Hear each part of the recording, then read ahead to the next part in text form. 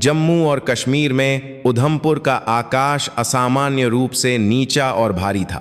पाकिस्तान की पर्वत श्रृंखलाओं से सटी अग्रिम मोर्चे की इस कोर की हवा में हमेशा एक अदृश्य तनाव व्याप्त रहता था।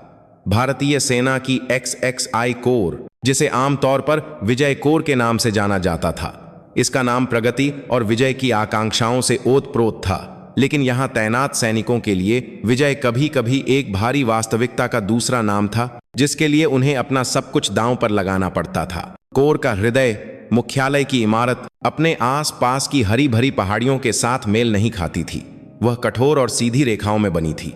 इमारत की बाहरी ग्रेनाइट की दीवारें दशकों से अनगिनत कमांडरों की महत्वाकांक्षाओं, पीढ़ाओं और वहां से गुजर चुके सैनिकों की जवानी को चुपचाप देखती हुई गहरे भूरे रंग की हो गई थीं।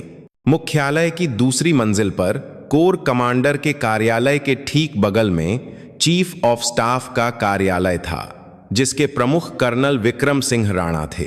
56 साल की उम्र में मैदानी जंग में जिनकी हड्डियां गल चुकी थीं, वह XXI कोर के चीफ ऑफ स्टाफ के पद के अनुरूप बल्कि उससे भी कहीं ज्यादा अधिकार और स्वाभिमान रखते थे। उनके कंधे पर चमकता कर्नल का पद चिन्ह बहुत पहले ही एक सितारा बन जाना चाहिए था। यह उनकी और उनके अनुयायियों की एक आम शिकायत थी। NADA से निकले उनके बैच के साथी पहले ही कोर कमांडर, डिवीजन कमांडर बनकर सेना मुख्यालय में महत्वपूर्ण पदों पर बैठे थे, जबकि वह बार बार पदोन्नति से चूक गए थे। कहा जाता था कि उनका अड़ियल स्वभाव और समझौते से परे मैदानी शैली उच्च अधिकारियों को पसंद नहीं आती थी, लेकिन कोई भी उनकी परिचालन, कमान क्षमता और इकाई पर उनकी पकड़ पर संदेह नहीं करता था। यहां तक कहा जाता था कि कर्नल विक्रम सिंह राणा के कारण ही XXI कोर बिना किसी डगमगाहट के चल रही थी। उनका प्रभाव वास्तव में बहुत बड़ा था। तो कल जो नई कोर कमांडर आ रही हैं, क्या वह सच में एक महिला हैं? Operation staff officer colonel Ajay Bakhshi ने कॉफी पीते हुए पूछा। उनके कार्यालय में कर्नल राणा के नेतृत्व में कुछ प्रमुख स्टाफ अधिकारी एकत्र थे। यह एक अनौपचारिक लेकिन XI कोर की वास्तविक राय बनाने वाली जगह थी। कर्नल राणा ने अप्रसन्नता से खिड़की के बाहर देखते हुए जवाब दिया, सेना मुख्यालय से आया आदेश नहीं देखा क्या? लेफ्टिनेंट जनरल अदिति सिंह राठौर, सुना है महिला लड़ाकू शाखा से हैं और बहुत तेजी से पदोन्नति पाई हैं। 40 की उम्र में लेफ्टिनेंट जनरल, यह तो अभूतपूर्व है। इंसावुमु, कार्मिक स्टाफ ऑफिसर ने हैरानी से कहा। मैंने सुना है कि वह सेना मुख्यालय की ऑपरेशन शाखा में बहुत तेज तर्रार थीं। विदेशी रणनीति सिमुलेशन में उनका कोई मुकाबला नहीं था। अफवाह है कि इस बार पाकिस्तानी घुसपैठ की भविष्यवाणी भी उन्हीं का काम था। इस बात पर कर्नल राणा की त्योरियां और चढ़ गईं। वह कंप्यूटर स्क्रीन देखकर रणनीति बनाने वाले किताबी कीड़ों से नफरत करते थे। उनका दृढ़ विश्वास था कि युद्ध का मैदान तोप के धुएं, धूल, खून और पसीने से सनी एक वास्तविकता है, न कि मॉनिटर पर चमकने वाले आइकन।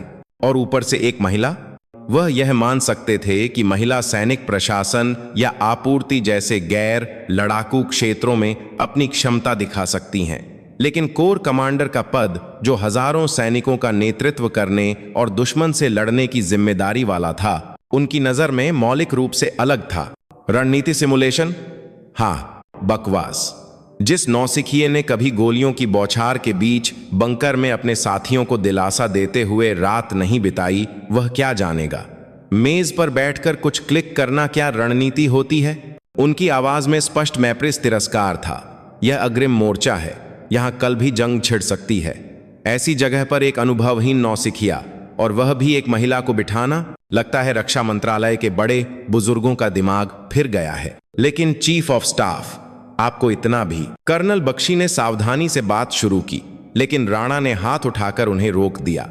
बस करो, और क्या कहना है? फैसला तो हो ही चुका है। हम सैनिक हैं, आदेश का पालन करना होगा।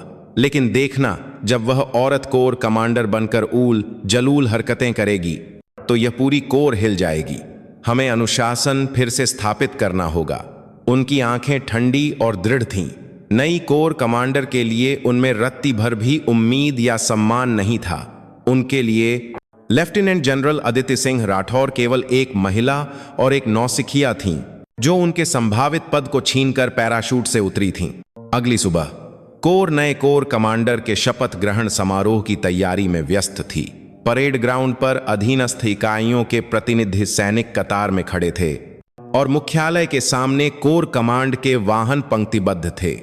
लेकिन समारोह की मुख्य पात्र लेफ्टिनेंट जनरल अदिति सिंह राठौर कहीं नजर नहीं आ रही थीं। वह आधिकारिक समारोह से 1 घंटा पहले बिना किसी अंगरक्षक के अपनी कार खुद चलाकर कोर के गेट से अंदर दाखिल हुईं। उन्होंने सादे कपड़े पहने थे, एक गहरे नीले रंग का कुर्ता और ग्रे पैंट, बिना मेकअप वाला चेहरा, कसकर बंधे हुए बाल। वह एक सैनिक से ज्यादा एक विश्वविद्यालय की प्रोफेसर या शोधकर्ता लग रही थीं। गेट पर तैनात संतरी ने उन्हें नहीं पहचाना। उसने सोचा कि वह रक्षा मंत्रालय से अनुमति लेकर आई कोई नागरिक आगंतुक होंगी और पहचान पत्र देखने के बाद उन्हें जाने दिया। अदिति ने अपनी कार मुख्यालय से थोड़ी दूर एक पार्किंग में खड़ी की और धीरे धीरे बाहर निकलीं। उन्होंने दूर से ही समारोह की हलचल को देखते हुए मुख्यालय की इमारत की ओर कदम बढ़ाए। दशकों बाद मैदानी इकाई की हवा ताजगी भरी और सर्द महसूस हो रही थी। उन्होंने इमारत की संरचना, आसपास के इलाके और संतरियों की तैनाती को लापरवाही से लेकिन आश्चर्यजनक रूप से पैनी नजर से देखा। सब कुछ उनके दिमाग में एक त्रि-आयामी नक्शे की तरह अंकित हो गया। मुख्यालय की दूसरी मंजिल का गलियारा आते जाते अधिकारियों से व्यस्त था। वह कोर कमांडर के कार्यालय की ओर बढ़ीं और फिर गलियारे के एक कोने में रखी एक साधारण कुर्सी पर चुपचाप बैठ गईं, जैसे कोई जूनियर अधिकारी किसी का इंतजार कर रहा हो। किसी गलियारे के एक कोने में रखी ने भी उन पर ध्यान नहीं दिया। हर कोई जल्द ही आने वाली नई महिला कोर कमांडर की कल्पना और उम्मीदों में डूबा हुआ था। तभी चीफ ऑफ स्टाफ के कार्यालय का दरवाजा जोर से खुला और कर्नल विक्रम सिंह राणा बाहर निकले। वह अभी अभी अपने स्टाफ के साथ हुई बातचीत से कुछ चिढ़े हुए लग रहे थे। गलियारे से गुजरते हुए उनकी नजर कोने में बैठी उस अजनबी महिला पर पड़ी। उन्होंने ऊपर से नीचे तक उस महिला के पहनावे को देखा। एक अनजान चेहरा, बिना वर्दी के, एक नागरिक जैसी पोशाक। उन्होंने मान लिया कि वह कोई नई स्थानांतरित होकर आई प्रतीक्षा अधिकारी या कोर के काम से आई कोई कनिष्ठ कर्मचारी होगी। उनके दिमाग में महिला और अधीनस्थ शब्द स्वचालित रूप से जुड़ गए। कर्नल राणा रुके और ठुड्डी से उसकी ओर इशारा किया। उनकी आवाज अधिकार और आदेश से भरी थी। अरियो, नई प्रतीक्षा अधिकारी हो? जाओ एक मसाला चाय बना के लाओ, कड़क। अदिति ने धीरे धीरे अपना सिर उठाया। उनकी आंखें गहरी और शांत थीं। उन आंखों में कोई भावना नहीं थी और वे सीधे कर्नल राणा के चेहरे पर टिकी थीं। उन्होंने कोई जवाब नहीं दिया, बस देखती रहीं। उस चुप्पी और अविचल दृष्टि से राणा एक पल के लिए घबरा गए। यह वह प्रतिक्रिया नहीं थी जिसकी उन्होंने उम्मीद की थी। एक अधीनस्थ का हड़बड़ाकर उठना और जी सर चिल्लाना। इसके बजाय उस भेदती हुई नजर के सामने उन्हें लगा कि उनके अधिकार की अवहेलना हुई है और इससे उन्हें गहरा क्रोध आया। यह सोच कि उनकी अवहेलना हुई है और यह तथ्य कि सामने वाली एक औरत है ने उनके विवेक को पंगु बना दिया। वह क्षणिक क्रोध को नियंत्रित नहीं कर सके और एक ऐसा वाक्य कह गए जिसने उनकी पूरी सैन्य सेवा में बनाई गई तर्क और गरिमा को चकनाचूर कर दिया। उनके मुंह से निकले शब्द इतने निम्न और हिंसक थे कि पूरा गलियारा जमसा गया। क्या घूर रही है? लोगों की बात समझ नहीं आती क्या? औरत की औकात में रहना सीख, चाय बना के ला। उस पल गलियारे से गुजर रहे सभी अधिकारियों के कदम रुक गए। सबने सांस रोक ली और हैरान आंखों से कर्नल राणा और उस अनजान महिला को देखने लगे। XXI कोर के सबसे शक्तिशाली व्यक्ति चीफ ऑफ स्टाफ ने एक अजनबी महिला के साथ, वह भी कोर मुख्यालय के बीचों बीच, मुंह में न लाने योग्य अपमानजनक बात कही थी। हवा बर्फ की तरह ठंडी हो गई थी। अदिति अब भी अविचल थीं। उनके चेहरे पर आश्चर्य, क्रोध या अपमान जैसी कोई भावना नहीं थी। ऐसा लग रहा था मानो वे शब्द उन तक पहुंचे ही नहीं और हवा में ही बिखर गए। वह बस कर्नल राणा के चेहरे को, उनके क्रोध से विकृत आंखों और मुंह को और उसके पीछे छिपे गहरे पूर्वाग्रह और अहंकार को चुपचाप, बहुत चुपचाप देखती रहीं, जैसे किसी दिलचस्प शोध विषय का अवलोकन कर रही हों। और यही शांति किसी भी चीख या प्रतिवाद से ज्यादा भारी होकर कर्नल राणा के कंधों पर बोझ बन गई।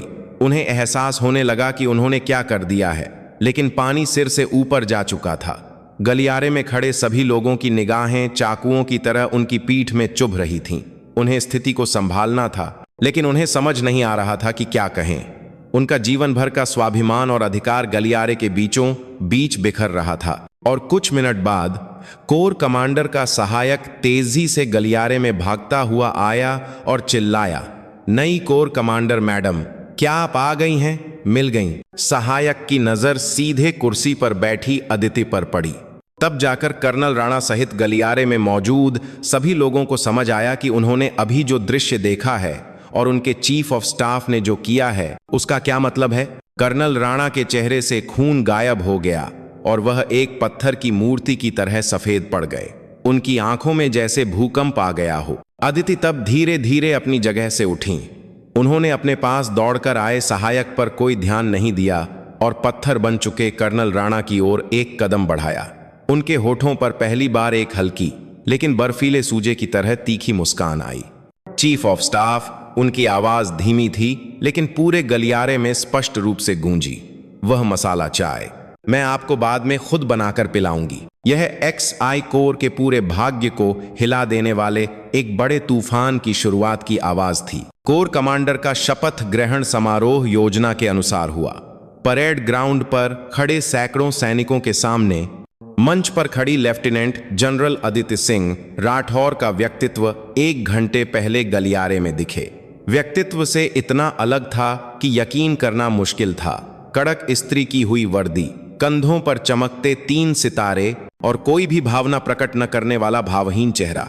उनका शपथ ग्रहण भाषण बेहद छोटा और संक्षिप्त था। उसमें कोई अनावश्यक अलंकार या भावुक वादे नहीं थे। लेफ्टिनेंट जनरल अदिति सिंह राठौर, भारतीय सेना। आज से मैंने XI कोर कमांडर का कार्यभार संभाल लिया है। मेरा एक ही मिशन है, विजय। आपका मिशन भी वही है। बस इतना ही था। लंबे भाषणों के आदि सैनिक और स्टाफ अधिकारी एक पल के लिए हैरान रह गए, लेकिन उन छोटे शब्दों में निहित इस्पाती इच्छा शक्ति और वजन से वे अभिभूत हो गए। अदिति ने मंच से उतरकर परेड का निरीक्षण करते समय भी एक बार भी मुस्कान नहीं बिखेरी या विचलित नहीं हुई। उनकी नजरें सैनिकों के अनुशासन, उनकी चाल और इकाइयों की तैनाती का पैनी नजर से निरीक्षण कर रही थीं। ऐसा महसूस हो रहा था जैसे एक तेज धार वाली तलवार सब कुछ काटती हुई गुजर रही हो। समारोह के तुरंत बाद कोर के कमांड कंट्रोल सेंटर में पहली ऑपरेशनल बैठक बुलाई गई। XI कोर के सभी प्रमुख कमांडर और स्टाफ अधिकारी वहां मौजूद थे। बैठक कक्ष की हवा भारी थी। सबकी नजरें मुख्य कुर्सी पर बैठी नई कोर कमांडर और उनके बगल में एक अपराधी की तरह सिर झुकाए बैठे कर्नल विक्रम सिंह राणा पर थीं। गलियारे की घटना पहले ही प्रकाश की गति से पूरी कोर में फैल चुकी थी। हर कोई यह देखने के लिए उत्सुक था कि lieutenant general Aditi colonel Rana के साथ क्या करेंगी, किस तरह से उनकी वर्दी उतरवाएंगी। लेकिन अदिति का पहला वाक्य सबकी उम्मीदों से बिल्कुल परे था। ऑपरेशन स्टाफ ऑफिसर, इस समय XI कोर के जिम्मेदारी वाले क्षेत्र में दुश्मन की गतिविधियों और हमारी जवाबी तैयारी पर ब्रीफिंग शुरू करें। उनकी आवाज में गलियारे में हुई घटना का कोई संकेत या भावना नहीं थी, केवल सामने मौजूद मिशन के प्रति एक ठंडी एकाग्रता थी। कर्नल राणा ही नहीं, बाकी स्टाफ अधिकारी भी हैरान थे। Operation staff officer colonel Ajay Bakshi हड़बड़ाकर उठे और ब्रीफिंग शुरू की। उन्होंने हमेशा की तरह तैयार सामग्री के आधार पर कोर के सामने पाकिस्तानी सेना की इकाइयों की तैनाती, हाल की असामान्य गतिविधियों और इसके जवाब में XI कोर की मानक संचालन प्रक्रिया सॉप की रिपोर्ट दी। ब्रीफिंग सुचारू रूप से चलती दिख रही थी। जैसे ही कर्नल बख्शी ने अपनी रिपोर्ट पूरी की और सांस लेने वाले थे, लेफ्टिनेंट जनरल अदिति का एक तीखा सवाल कमांड कंट्रोल सेंटर की चुप्पी को चीर गया। कर्नल बख्शी, आपकी रिपोर्ट पिछली तिमाही की रिपोर्ट से शब्दशः एक जैसी है। क्या इस बीच मोर्चे पर दुश्मन छुट्टी पर गए थे? कर्नल बख्शी का चेहरा सख्त हो गया। नहीं मैडम कोर कमांडर, यह नवीनतम खुफिया और निगरानी जानकारी को मिलाकर बकवास। अदिति अपनी जगह से उठीं और एक विशाल सामरिक स्थिति बोर्ड की ओर बढ़ीं। उन्होंने लेजर पॉइंटर से बोर्ड पर एक बिंदु को सटीकता से इंगित किया। यह 8वीं माउंटेन डिवीजन और 19वीं इन्फेंट्री डिवीजन के जिम्मेदारी वाले क्षेत्रों के बीच एक पथारिंग, एक ताता सैन्य रूप से बहुत संवेदनशील इलाका था। 1 हफ्ते पहले इस क्षेत्र के उत्तर में रात के समय सैनिकों की संख्या में वृद्धि देखी गई। 2 दिन पहले पास की तोपखाना इकाई में छलावरण जाल बदलने और बंकरों की मरम्मत का काम देखा गया। और कल सुबह शॉर्ट वेव संचार की मात्रा सामान्य से 30% बढ़ गई। फिर भी ऑपरेशन स्टाफ ऑफिसर की रिपोर्ट में कोई असामान्य गतिविधि नहीं है। बैठक कक्ष में मौजूद सभी स्टाफ अधिकारी स्तब्ध थे। कोर कमांडर ने जिन बातों का उल्लेख किया था वे नवीनतम खुफिया जानकारी थीं, जो केवल कुछ चुनिंदा खुफिया और ऑपरेशन लाइन के अधिकारियों को ही पता थीं। उन्हें समझ नहीं आ रहा था कि एक नई आई, वह भी सेना मुख्यालय से आई कोर कमांडर को इतनी विस्तृत जानकारी हथेली पर रखे आंवले की तरह कैसे पता थी। अदिति ने कर्नल बख्शी को देखे बिना अपनी बात जारी रखी। इन खुफिया जानकारियों को अलग अलग देखें तो यह महत्वहीन लग सकती हैं, लेकिन इन्हें जोड़ दें तो तस्वीर बदल जाती है। सैनिकों की वृद्धि, तोपखाने की तैयारी, संचार में वृद्धि, ये एक स्थानीय उकसावे या गोलाबारी के हमले के क्लासिक संकेत हैं। खासकर संचार में वृद्धि का मतलब एक नई ऑपरेशनल योजना का संकेत हो सकता है। फिर भी हमारी कोर की प्रतिक्रिया क्या है? मौजूदा ऑपरेशनल प्लान 5027 के तहत एक सैद्धांतिक रक्षात्मक मुद्रा बनाए रखना। क्या आपको लगता है कि दुश्मन हमारी किताबों के हिसाब से ही चलेगा? उनकी आवाज ठंडी और तार्किक थी, लेकिन उसमें सामने वाले की शिथिलता पर फटकार लगाने वाला एक तेज गुस्सा था। उन्होंने बोर्ड पर एक और बिंदु की ओर इशारा किया। बड़ी समस्या तो हमारे यहां है। 8वीं माउंटेन डिवीजन का मूवमेंट रूट राष्ट्रीय राजमार्ग 44 जो उधमपुर से श्रीनगर को जोड़ता है। यह सड़क युद्ध की स्थिति में 8वीं डिवीजन की त्वरित तैनाती के लिए एक महत्वपूर्ण धुरी है। लेकिन मुझे रिपोर्ट मिली है कि इस सड़क पर एक प्रमुख पुल चिनाब ब्रिज की भार क्षमता बढ़ाने का काम रुका हुआ है। कारण क्या है? लॉजिस्टिक्स स्टाफ ऑफिसर ने पसीना पोंछते हुए खड़े होकर कहा, वह स्थानीय प्रशासन के साथ समन्वय में देरी और बजट आवंटन। बहाने मत बनाइए। क्या युद्ध बजट की कमी या प्रशासनिक प्रक्रियाओं का इंतजार करता है? क्या दुश्मन के गोले स्थानीय अधिकारियों को बख्श देंगे? आज दोपहर तक उधमपुर प्रशासन और न्याय के साथ एक त्रिपक्षीय बैठक बुलाइए। जरूरत पड़ी तो मैं खुद मेयर से बात करूंगी। 1 हफ्ते के अंदर काम फिर से शुरू होना चाहिए। यह एक आदेश है। अदिति ने बैठक कक्ष में नजर दौड़ाई। जहां जहां उनकी नजरें टिकतीं, स्टाफ अधिकारी सिर झुका लेते। वह केवल फटकार नहीं लगा रही थीं, वह समस्या की जड़ को भेद रही थीं और ऐसे समाधान पेश कर रही थीं जिनके बारे में किसी ने सोचा भी नहीं था। यह अंदाजा लगाना भी मुश्किल था कि उन्होंने पिछले कुछ दिनों में या सेना मुख्यालय में रहते हुए XXI कोर की हर समस्या का कितना गहरा अध्ययन और विश्लेषण किया था। अंत में उनकी नजर कर्नल विक्रम सिंह राणा पर पड़ी। सबने सांस रोक ली। उन्होंने सोचा, अब वह घड़ी आ गई है। Chief of staff.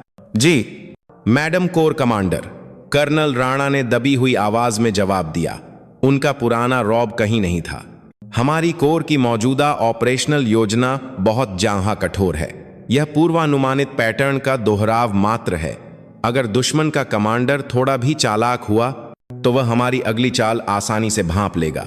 आज से ही कोर की ऑपरेशनल योजना की पूरी तरह से समीक्षा शुरू की जाए। चीफ ऑफ स्टाफ को इसका समग्र प्रभारी नियुक्त किया जाता है। यह एक अप्रत्याशित आदेश था। फटकार या सज्जा के बजाय उन्हें कोर का सबसे महत्वपूर्ण काम सौंपा गया था। राणा ही नहीं, बाकी स्टाफ अधिकारी भी हैरान थे। अदिति राणा के और करीब आईं और केवल उन्हें सुनाई दे इतनी धीमी आवाज में, लेकिन बर्फ से भी ज्यादा ठंडे लहजे में फुसफुसाईं। मैंने सुना है कि चीफ ऑफ स्टाफ को मैदानी जंग का बहुत अनुभव है। शायद आप वह देख सकते हैं जो मुझ जैसी किताबी कीड़ा नहीं देख सकती। अगर आपका वह शानदार अनुभव और क्षमता जंग खाया हुआ कबाड़ नहीं है तो इसे साबित करके दिखाइए। और अगर आप मेरी उम्मीदों पर खरे नहीं उतरे। उन्होंने बात अधूरी छोड़ दी और राणा की आंखों में सीधे देखा। ठिकिया, तो आपको वह मसाला चाय पीने का भी वक्त नहीं मिलेगा और आपकी वर्दी उतर जाएगी। समझ गए? कर्नल राणा की रीढ़ में ठंडे पसीने की एक धारा बह गई। यह कोई साधारण धमकी नहीं थी। यह एक ऐसा आदेश था जिसे ठुकराया नहीं जा सकता था, जिसमें उन्हें अपना सब कुछ दांव पर लगाकर मिशन पूरा करना था।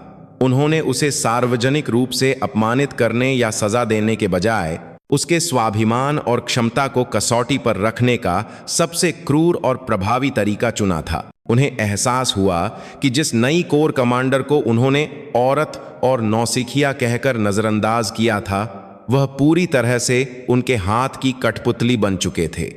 उस दिन के बाद लेफ्टिनेंट जनरल अदिति सिंह राठौर को बर्फ की कोर कमांडर कहा जाने लगा। उन्होंने कभी भी अपनी निजी भावनाओं को प्रकट नहीं किया और हर चीज का फैसला केवल मिशन और क्षमता के आधार पर किया। उनके नेतृत्व में XXI कोर का मुख्यालय एक विशाल इंजन की तरह फिर से शुरू हो गया। दिन रात चलने वाली बैठकें, अचानक होने वाले घुसपैठ के अभ्यास, अधीनस्थ इकाइयों का औचक निरीक्षण, सब कुछ उनकी सूक्ष्म गणना के तहत बिना किसी त्रुटि के चल रहा था। स्टाफ अधिकारियों की जान पर बन आई थी, लेकिन कोई शिकायत नहीं कर सकता था, क्योंकि अदिति खुद सबसे पहले दफ्तर आती और सबसे आखिर में जाती थीं और किसी से भी ज्यादा अध्ययन और विचार विमर्श करती थीं। वह स्टाफ द्वारा पेश की गई रिपोर्टों में एक एक टाइपो को पकड़ लेती थीं और ऑपरेशनल नक्शे पर एक समोच्च रेखा, कॉन्टूर लाइन के सामरिक महत्व को भी समझती थीं। उनकी क्षमता के सामने पुरानी प्रथाएं, संपर्क या वरिष्ठता जैसी चीजें कोई मायने नहीं रखती थीं। XXI कोर में धीरे धीरे लेकिन निश्चित रूप से क्षमता ही एकमात्र मानदंड बन गई थी। कर्नल विक्रम सिंह राणा हर रात सो नहीं पाते थे। कोर की ऑपरेशनल योजना की पूरी समीक्षा का काम उनके पूरे सैन्य जीवन को दांव पर लगाने वाली एक विशाल चुनौती थी। उन्होंने अदिति को नीचा दिखाने और अपनी खोई हुई प्रतिष्ठा को वापस पाने के लिए जान लगा दी, लेकिन जितना वह इसमें डूबते गए, उतनी ही मौजूदा योजना की खामियां और शिथिलता सामने आई और साथ ही उन्हें यह भी समझ आया कि अदिति ने ऐसा आदेश क्यों दिया था। वह पहले ही सब कुछ देख चुकी थीं। उन्हें जीवन में पहली बार यह स्वीकार करना पड़ा कि वह अपने से बेहतर कमांडर से मिले हैं, और यह तथ्य कि वह कमांडर वही महिला थी जिसे उन्होंने अपमानित किया था, उन्हें और भी दयनीय बना रहा था। यह एक सच्ची शिक्षा थी, तलवार या बंदूक से नहीं, बल्कि आद्दावदिना अदम्य क्षमता और ठंडे तर्क से प्रतिद्वंद्वी के अहंकार को तोड़कर और उसे मौलिक आत्मचिंतन के लिए मजबूर करने वाली सबसे कठोर और उत्तम शिक्षा। लेफ्टिनेंट जनरल अदिति सिंह राठौर की नेतृत्व शैली जैसे पूरी कोर में जड़ें जमाने लगी। XXI कोर के मुख्यालय के भीतर एक सूक्ष्म दरार पैदा होने लगी। यह कोई दिखाई देने वाला विद्रोह या टकराव नहीं था, बल्कि यह शांत सतह के नीचे घूमती जटिल भावनाओं और हितों का टकराव था। इस बदलाव के केंद्र में निश्चित रूप से कर्नल विक्रम सिंह राणा थे। उन्होंने अदिति के आदेश के अनुसार ऑपरेशनल योजना समीक्षा टीम का नेतृत्व करते हुए दिन रात काम में खुद को झोंक दिया। उनकी मेज पर दर्जनों ऑपरेशनल नक्शे, डेटा विश्लेषण सामग्री और विभिन्न इकाइयों की युद्ध क्षमता मूल्यांकन रिपोर्टों का ढेर लग गया था। उन्होंने अपने सभी सैन्य ज्ञान और मैदानी अनुभव का इस्तेमाल किया। कभी वह टीम के सदस्यों के साथ तीखी बहस करते, तो कभी रात भर जागकर नई रणनीति पर शोध करते। इस प्रक्रिया में विडंबना यह है कि वह अपने सैन्य जीवन के शुरुआती उत्साह और आनंद को फिर से महसूस कर रहे थे। एक मैदानी कमांडर की भूली हुई सहज वृत्ति जैसे फिर से जाग उठी थी, लेकिन उनका मन अभी भी उथल पुथल में था। वह अदिति की अदम्य क्षमता को स्वीकार करने के लिए मजबूर थे।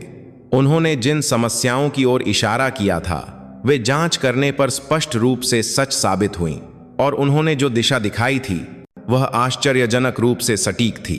वह अपने दिल की गहराइयों में उसके प्रति एक तरह की श्रद्धा महसूस करते और इस पर चौंक जाते थे, लेकिन साथ ही यह तथ्य कि वह एक महिला है और जिस तरह से उसने उन्हें एक न मिटने वाला अपमान दिया था, उसके प्रति उनका गुस्सा और प्रतिरोध भी खत्म नहीं हुआ था।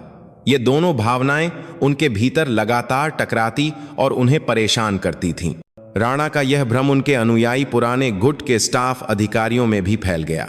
Operation staff officer colonel Ajay Bakshi, logistics staff officer colonel Sandeep Tyagi जैसे लोग जो राणा के साथ XXI कोर के सत्ता केंद्र में रहे थे, उन्हें मौजूदा स्थिति बिल्कुल पसंद नहीं आ रही थी। उन्होंने भी अदिति की क्षमता को प्रत्यक्ष रूप से देखकर झटका खाया था, लेकिन वे इसे आसानी से स्वीकार नहीं करना चाहते थे। उनका आगमन उस व्यवस्था, पदानुक्रम और पुरुष प्रधान संस्कृति को मौलिक रूप से हिला देने वाली घटना थी जिसे उन्होंने दशकों से बनाया था। एक रात काम खत्म होने के बाद राणा बख्शी और त्यागी कोर के पास एक साधारण ढाबे में इकट्ठे हुए। मसालेदार चिकन और कुछ पैग रम के बाद दबी हुई शिकायतें फूटने लगीं। चीफ ऑफ स्टाफ, क्या आप सच में इसे ऐसे ही चलने देंगे? कर्नल बख्शी ने हताशा में कहा। हर रोज रात भर काम और उस नौसिखिया कोर कमांडर से रिपोर्ट पास करवाना, यह तो हद हो गई है। आपके अनुभव और क्षमता के सामने वह नौसिखिया कुछ भी नहीं है। चुप करो, राणा ने रम का गिलास एक ही घूंट में खाली करते हुए कहा। उनका चेहरा शराब के कारण या जटिल भावनाओं के कारण लाल हो गया था। वह औरत नौसिखिया नहीं है। कम से कम ऑपरेशन को देखने की उसकी नजर सेना मुख्यालय में भी सबसे अच्छी है। मैं इसकी गारंटी देता। टाइट हूं। इस अप्रत्याशित जवाब पर बख्शी और त्यागी ने एक दूसरे को देखा। उनके नेता विक्रम सिंह राणा अदिति को स्वीकार करते हुए लग रहे थे। कर्नल त्यागी ने सावधानी से कहा, हाँ, हम मानते हैं कि वह सक्षम है, लेकिन सेना सिर्फ क्षमता से नहीं चलती। अधीनस्थों को साथ लेकर चलने वाला नेतृत्व, मानवीय विश्वास जैसी चीजें ज्यादा जरूरी होती हैं। अब कोर का हाल देखिए। हर कोई कोर कमांडर से इतना डरता है कि ठीक से सांस भी नहीं ले पा रहा। यह एक स्वस्थ संगठन नहीं है। सही कहा, बख्शी ने सहमति जताई। हर बैठक में वह लोगों का खून चूस लेती हैं, बस बिना किसी रहम के फटकारती हैं। एक भी शब्द प्रोत्साहन या प्रशंसा का नहीं। ऐसे में कौन अपनी जान की बाजी लगाकर उनका साथ देगा? जंग छिड़ गई तो सारे सैनिक भाग जाएंगे। उनके शब्द राणा के मन में बचे हुए प्रतिरोध को कुरेद गए। हाँ, वह ठंडी और अमानवीय है। वह अधीनस्थों के साथ मशीन के पुर्जों जैसा व्यवहार करती है। ऐसा नेतृत्व संकट के समय संगठन का नेतृत्व नहीं कर सकता। उन्हें खुद को सही ठहराने का एक बहाना मिल गया और उन्होंने धीरे से सिर हिलाया। अनुशासन के नाम पर वह कुछ ज्यादा ही सख्ती कर रही हैं। इससे फायदे से ज्यादा नुकसान होगा। उनके समर्थन से उत्साहित होकर बख्शी ने अपनी आवाज ऊंची की। इसीलिए तो कह रहा हूं, हमें कुछ करना होगा। कोर कमांडर के हर आदेश को आंख बंद करके मानने के बजाय हमें उन्हें मैदानी हकीकत से रूबरू कराना होगा। चीफ ऑफ स्टाफ, आपको इस मामले में एक मजबूत रुख अपनाना होगा। राणा ने बिना कोई जवाब दिए बस अपना गिलास भरा। उनका दिमाग और भी उलझ गया था। अदिति का विरोध करने की इच्छा और उसे सौंपी गई ऑपरेशनल योजना समीक्षा का काम पूरा करके अपनी क्षमता साबित करने की इच्छा फिर से टकरा रही थी। वह उस रात बिना किसी निष्कर्ष पर पहुंचे नशे में धुत होकर अपने क्वार्टर लौट गए। पुराने गुट की इन हरकतों से अलग मुख्यालय में एक नई लहर बन रही थी। अदिति का क्षमता केंद्रित दृष्टिकोण युवा मेजर और लेफ्टिनेंट कर्नल रैंक के अधिकारियों के लिए एक ताज़ा झटके के साथ साथ नए अवसर भी लाया था।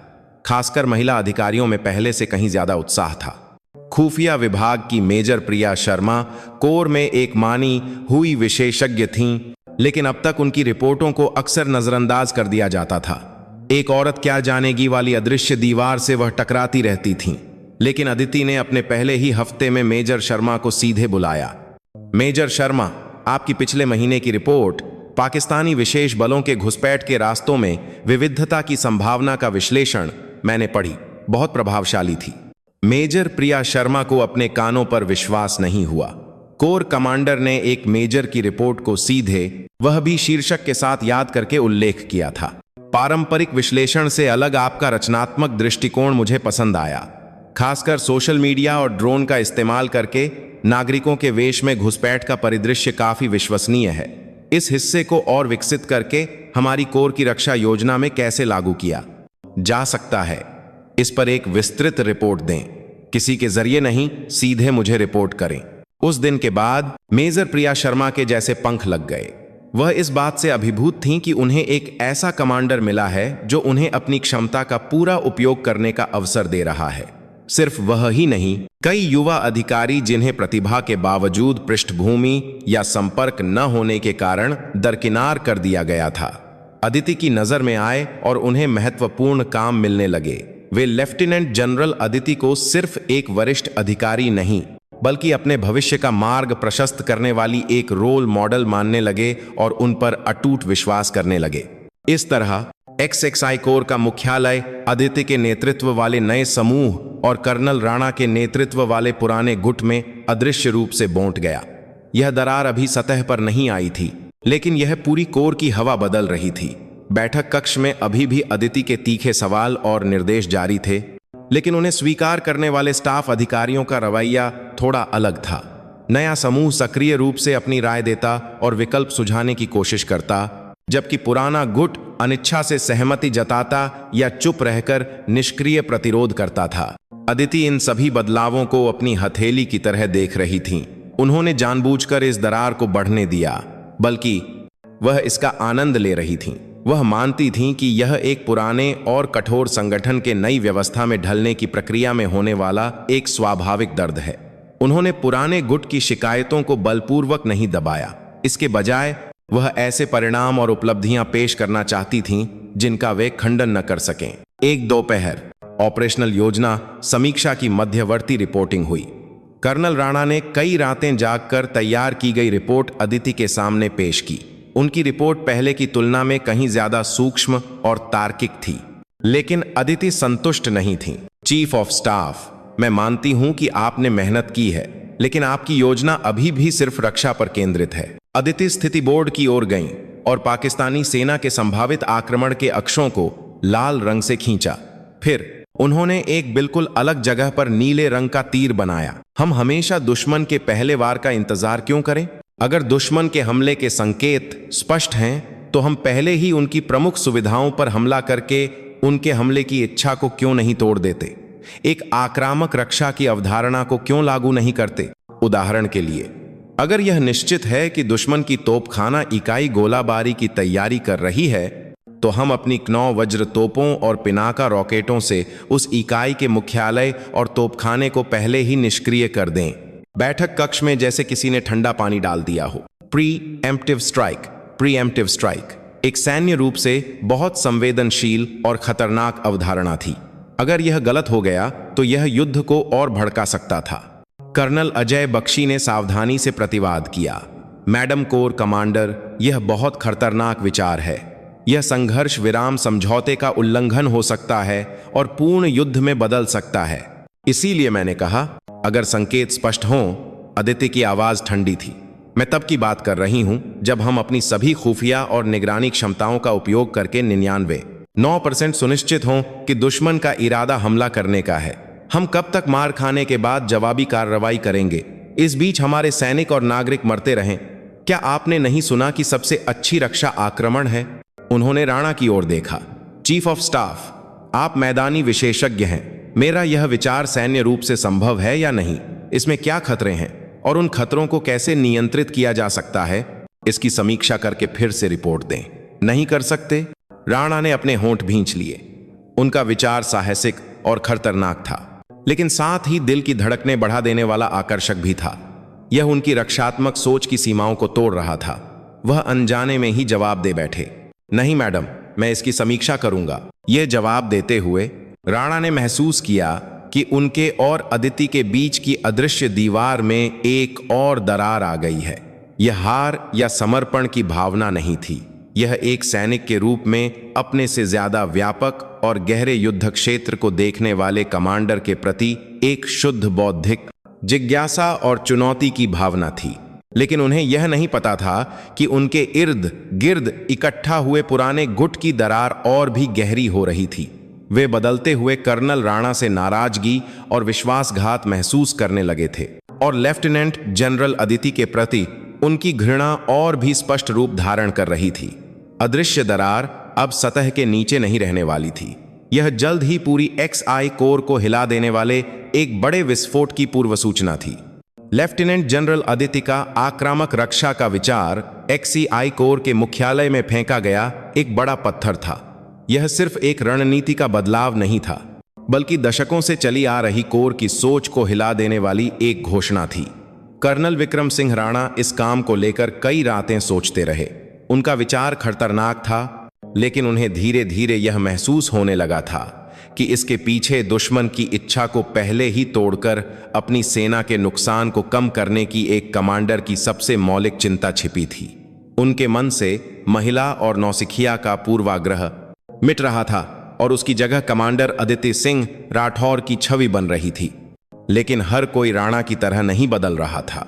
जैसे जैसे वह अदिति की लय में ढलते दिखे, कर्नल अजय बख्शी और कर्नल संदीप त्यागी के नेतृत्व वाले पुराने गुट की बेचैनी और नफरत और बढ़ गई। उनके लिए राणा का बदलना एक तरह का विश्वासघात था। जो उनकी ढाल और केंद्र बिंदु थे, वह अब दुश्मन के सेनापति के सामने आत्मसमर्पण करते दिख रहे थे। उस रात भी वे हमेशा की तरह बेस के बाहर एक ढाबे में इकट्ठे हुए। कर्नल बख्शी ने नाराजगी भरी आवाज में कहा, समझ नहीं आता चीफ ऑफ स्टाफ क्या सोच रहे हैं। प्री एम्प्टिव स्ट्राइक, यह पागलपन है और उन्होंने इसे जांचने का काम भी ले लिया। अगर सच में जंग छिड़ गई तो कौन जिम्मेदार होगा? लॉजिस्टिक्स स्टाफ ऑफिसर कर्नल त्यागी ने मेज पर मुक्का मारा। जिम्मेदारी? वह औरत कोई जिम्मेदारी नहीं लेगी। अपना करियर बनाकर एक और सितारा लगाकर चली जाएगी। सारा अंजाम हमें भुगतना पड़ेगा। अगर यह जमीन आग का गोला भी बन जाए तो उसकी आंख का पानी भी नहीं मरेगा। उनकी बातों में तर्क के बजाय कच्ची नफरत और डर था। अदिति का नेतृत्व सेना की उस दुनिया की नींव हिला रहा था जिसे उन्होंने जीवन भर संजोया था। क्षमता का बोलबाला, अमानवीय दक्षता और सबसे बढ़कर एक महिला का हजारों पुरुष सैनिकों पर शासन करना, यह उनके लिए एक असहनीय अपमान था। बख्शी ने चमकती आंखों से सबको देखा। हम ऐसे ही हाथ पर हाथ धरे नहीं बैठ सकते। हमें कुछ करना होगा। कुछ करना होगा? क्या कर सकते हैं हम? क्या कोर कमांडर के आदेश का खुलेआम विरोध करेंगे? त्यागी ने निराशा से पूछा। सीधे टकराना बेवकूफी होगी। बख्शी की आवाज धीमी और इम्केन कुटिल हो गई। तलवार सिर्फ सामने से नहीं आती, पीठ के पीछे परछाई से घोंपी गई तलवार ज्यादा खतरनाक होती है। उसने अपनी जेब से स्मार्टफोन निकाला। स्क्रीन पर सैनिक मंच नामक एक ऑनलाइन समुदाय का मुख्य पृष्ठ था, जहां सैनिक गुमनाम रूप से सक्रिय रहते थे। यह सेना के भीतर की राय का एक उबलता हुआ कड़ाहा था। हमें जनमत को प्रभावित करना होगा। सिर्फ कोर कमांडर के कान बंद करने से कुछ नहीं होगा। हमें पूरी कोर को नहीं, पूरे रक्षा मंत्रालय को सुनाना होगा। हमें बताना होगा कि नई कोर कमांडर की मनमानी शैली कितनी खतरनाक है और अग्रिम मोर्चे की इकाई कितने डर में जी रही है। त्यागी की आंखें बड़ी हो गईं। क्या तुम इंटरनेट पर कुछ लिखने की बात कर रहे हो? इसमें गलत क्या है? यह गुमनाम है। किसने लिखा है यह किसी को पता नहीं चलेगा। बख्शी को पूरा यकीन था। हमें बस सच्चाई को थोड़ा तोड़ मरोड़ कर पेश करना है, जैसे कि एक अमानवीय महिला कोर कमांडर के तानाशाही रवैये से सैनिकों का मनोबल गिर गया है। अवास्तविक ऑपरेशनल योजना के कारण पूरी कोर में भ्रम की स्थिति है। खतरनाक प्री एम्प्टिव स्ट्राइक की बात करके वह प्रायद्वीप को युद्ध के खतरे में धकेल रही हैं। थोड़ी सी सच्चाई में डर का मसाला मिला दो तो लोग यकीन कर लेंगे। यह एक सैनिक के रूप में उस सीमा को लांघना था जिसे पार नहीं करना चाहिए। यह स्पष्ट रूप से अवज्ञा और सेना के अनुशासन का उल्लंघन था। लेकिन शराब और गुस्से से विवेकहीन हो चुके उन लोगों को यह अपनी सत्ता और स्वाभिमान को बचाने का एकमात्र तरीका लग रहा था। उन्होंने वहीं बैठकर एक योजना बनाई। उन्होंने यह भी तय किया कि सीधे पोस्ट करने के बजाय वे अपने एक वफादार युवा अधिकारी से बेस के बाहर एक साइबर कैफे से पोस्ट करवाएंगे। कुछ दिनों बाद सैनिक मंच के एक फोरम पर एक पोस्ट आई। शीर्षक, हमारी कोर में आई नई महारानी के नाम। मैं अग्रिम मोर्चे की एक्स कोर में सेवारत एक साधारण अधिकारी हूं। हाल ही में हमारी कोर में भारत की पहली महिला कोर कमांडर की नियुक्ति हुई है। मीडिया उन्हें लौह महिला और कांच की छत तोड़ने वाली कहकर प्रशंसा कर रहा है, लेकिन अंदर की हकीकत एक बर्फीला नर्क है। कोर कमांडर ने आते ही पहले दिन हमारे अनुभवी और सम्मानित चीफ ऑफ स्टाफ को सार्वजनिक रूप से अपमानित किया। उसके बाद हर बैठक में वह अपने अधीनस्थों को व्यक्तिगत रूप से अपमानित करती हैं। प्रोत्साहन का एक शब्द भी नहीं, बस अपने ज्ञान का दिखावा करते हुए सबको दबाना। इससे कई सैनिक निराश और हताश हैं। बड़ी समस्या यह है कि वह सेना मुख्यालय में बैठकर सिर्फ सिमुलेशन चलाने के अनुभव के आधार पर अवास्तविक ऑपरेशनल योजनाएं थोप रही हैं। हाल ही में उन्होंने प्री एम्प्टिव स्ट्राइक जैसे खतरनाक शब्द का भी खुलेआम इस्तेमाल किया है और एक ऐसा जुआ खेलने पर तुली हैं जो पाकिस्तान को उकसा सकता है। हमें डर है कि अगर कुछ गलत हुआ तो हम XHI कोर के सैनिक तोप का चारा बन जाएंगे और यह इलाका आग का गोला बन जाएगा। हम सब रात को सो नहीं पा रहे हैं। मैं कोर कमांडर से पूछना चाहता हूं, यह आपकी पदोन्नति के लिए अनुभव बटोरने की प्रयोगशाला नहीं है। यह अग्रिम मोर्चा है जहां हजारों अधीनस्थों और उनके परिवारों की जान दांव पर लगी है। कृपया अपने ठंडे तर्क के पीछे छिपे महारानी के ताज को उतारकर जमीन की आवाज सुने। इस पोस्ट पर जबरदस्त प्रतिक्रिया हुई। गुमनामी के पीछे छिपे अनगिनत सैनिकों ने टिप्पणियों में सहमति या असहमति जताई। देखो, मुझे पता था ऐसा ही होगा। औरत को कमांडर बनाओगे तो यूनिट का सत्यानाश ही होगा। जिसने भी यह लिखा है हिम्मत वाला है, इससे कुछ बदलेगा नहीं, लेकिन मैं तुम्हारा समर्थन करता हूं। क्या बकवास है। हमारे यहां तो कोर कमांडर के आने के बाद अनुशासन और भी सख्त हो गया है, जो अच्छा है। जो नाकारा हैं वही शिकायत कर रहे होंगे। प्री एम्प्टिव स्ट्राइक थोड़ी खतरनाक बात है। अगर यह सच है तो यह एक समस्या है। यह पोस्ट जल्द ही कई सैन्य समुदायों और सोशल मीडिया पर फैल गई। यहां तक कि कुछ ऑनलाइन समाचार पोर्टलों ने विवादास्पद XXI कोर की महिला कमांडर का नेतृत्व जैसे सनसनीखेज शीर्षक के साथ लेख तैयार करने की अफवाहें भी फैलने लगीं। परछाई से फेंकी गई तलवार सीधे अदिति के दिल पर निशाना साध रही थी। तभी खुफिया विभाग की मेजर प्रिया शर्मा ने पीले पड़े चेहरे के साथ कोर कमांडर के कार्यालय का दरवाजा खटखटाया। उन्होंने कांपते हाथों से अपना टैबलेट PC अदिति को दिया। मैडम कोर कमांडर, आपको यह देखना होगा। अदिति ने भावहीन चेहरे से उस विवादास्पद पोस्ट और सैकड़ों टिप्पणियों को धीरे धीरे पढ़ा। उनकी आंखों में कोई हलचल नहीं थी। मेजर प्रिया शर्मा गुस्से को रोक नहीं पाईं और बोलीं, यह एक साजिश है। यह जानबूझकर आपकी नेतृत्व शैली को तोड़ मरोड़ कर पेश करने और सेना का मनोबल गिराने की एक नापाक कोशिश है। मेजर, अदिति ने शांति से उसकी बात काटी। उत्तेजित मत हो। युद्ध के मैदान में दुश्मन की गोली से ज्यादा खतरनाक अपने ही लोगों का विभाजन होता है। मुझे इस तरह के हमले की उम्मीद थी। वह अपनी कुर्सी से उठीं और खिड़की से बाहर प्रशिक्षण मैदान को देखने लगीं। उनकी आवाज अभी भी ठंडी थी, लेकिन उसमें गुस्से से ज्यादा गहरा कुछ था। इस पोस्ट की सामग्री का विश्लेषण करो। अनुभवी चीफ ऑफ स्टाफ का अपमान, प्री एम्प्टिव स्ट्राइक की बात। यह ऐसी जानकारी है जो केवल मुख्यालय की बैठकों में शामिल होने वाले कुछ ही लोग जान सकते हैं। कोई बाहरी व्यक्ति यह नहीं लिख सकता। उन्होंने फिर से मेजर शर्मा की ओर देखा। घर का भेदी सबसे खतरनाक होता है, और इस तरह का कायरतापूर्ण हमला यह भी दिखाता है कि उनमें सीधे मुझसे मुकाबला करने की हिम्मत नहीं है। अदिति ने इंटरकॉम उठाकर मिलिट्री पुलिस के प्रमुख को बुलाया। कुछ देर बाद मिलिट्री पुलिस प्रमुख तनावपूर्ण चेहरे के साथ कोर कमांडर के कार्यालय में आए और सावधान की मुद्रा में खड़े हो गए। मिलिट्री पुलिस प्रमुख, मैं तुम्हें एक काम सौंपती हूं। अदिति की नजरें तलवार की धार की तरह तेज थीं। अभी इंटरनेट पर घूम रही इस पोस्ट को किसने, किस इरादे से लिखा और फैलाया है, इसकी जड़ तक पहुंचो। सभी साइबर जांच कर्मियों और उपकरणों का उपयोग करो। इससे पहले कि यह बाहरी मीडिया तक पहुंचे, मुझे यह जानना है कि मेरी पीठ में छुरा घोंपने वाला कौन है। उन्होंने फिर से खिड़की के बाहर देखा। और जल्द ही हम पूरी कोर के साथ एक फील्ड ट्रेनिंग एक्सरसाइज FTX करेंगे। मैं यह साबित करूंगी कि मेरी आक्रामक रक्षा की अवधारणा सिर्फ किताबी ख्याल है या जीत के लिए सबसे तेज हथियार। सबके सामने उनकी घोषणा XXI कोर में आने वाले एक और तूफान का संकेत दे रही थी। परछाई की तलवार का जवाब उन्होंने सीधे मुकाबले से देने का ऐलान किया था, वह भी सबसे कठोर और सबसे बड़े मंच पर। XXI कोर में फील्ड ट्रेनिंग एक्सरसाइज FTX का आदेश जारी होते ही उधमपुर और आसपास के सभी सैन्य ठिकाने एक विशाल मशीन की तरह हरकत में आ गए। यह अभ्यास सिर्फ एक नियमित प्रशिक्षण नहीं था।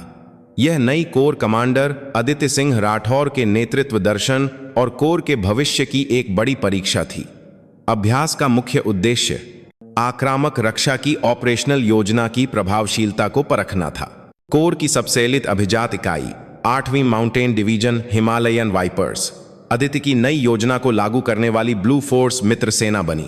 वहीं पारंपरिक रूप से मजबूत 19वीं इन्फेंट्री डिवीजन डेयरिंग ईगल्स ने रेड फोर्स शत्रु सेना की भूमिका निभाई और रेड फोर्स का commander operation staff officer colonel Ajay Bakhshi को बनाया गया। यह अदिति का एक जानबूझकर किया गया फैसला था।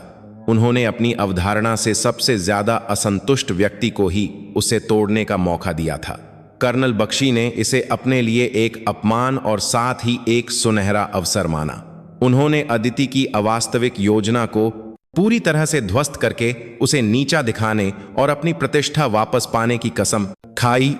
अभ्यास शुरू होते ही कर्नल बख्शी ने एक अनुभवी कमांडर की तरह रेड फोर्स का नेतृत्व करते हुए 19वीं डिवीजन के जिम्मेदारी वाले क्षेत्र पीर पंजाल की पहाड़ियों में तहलका मचा दिया।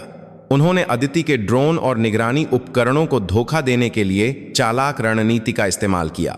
मुख्य बल को एक दिशा में भेजते हुए उन्होंने कुछ सैनिकों के साथ नकली ठिकाने बनाए और संचार को इस तरह से हेरफेर किया कि ब्लू फोर्स का खुफिया विश्लेषण भ्रमित हो जाए। उनका एक ही लक्ष्य था, ब्लू फोर्स की मुख्य इकाई 8वीं डिवीजन को अपने द्वारा निर्धारित किल जोन में फंसाकर नष्ट करना। कोर कमांडर ने सिर्फ सिमुलेशन चलाए होंगे। मैं उसे सिखाऊंगा कि युद्ध का मैदान अनिश्चितताओं से भरा होता है।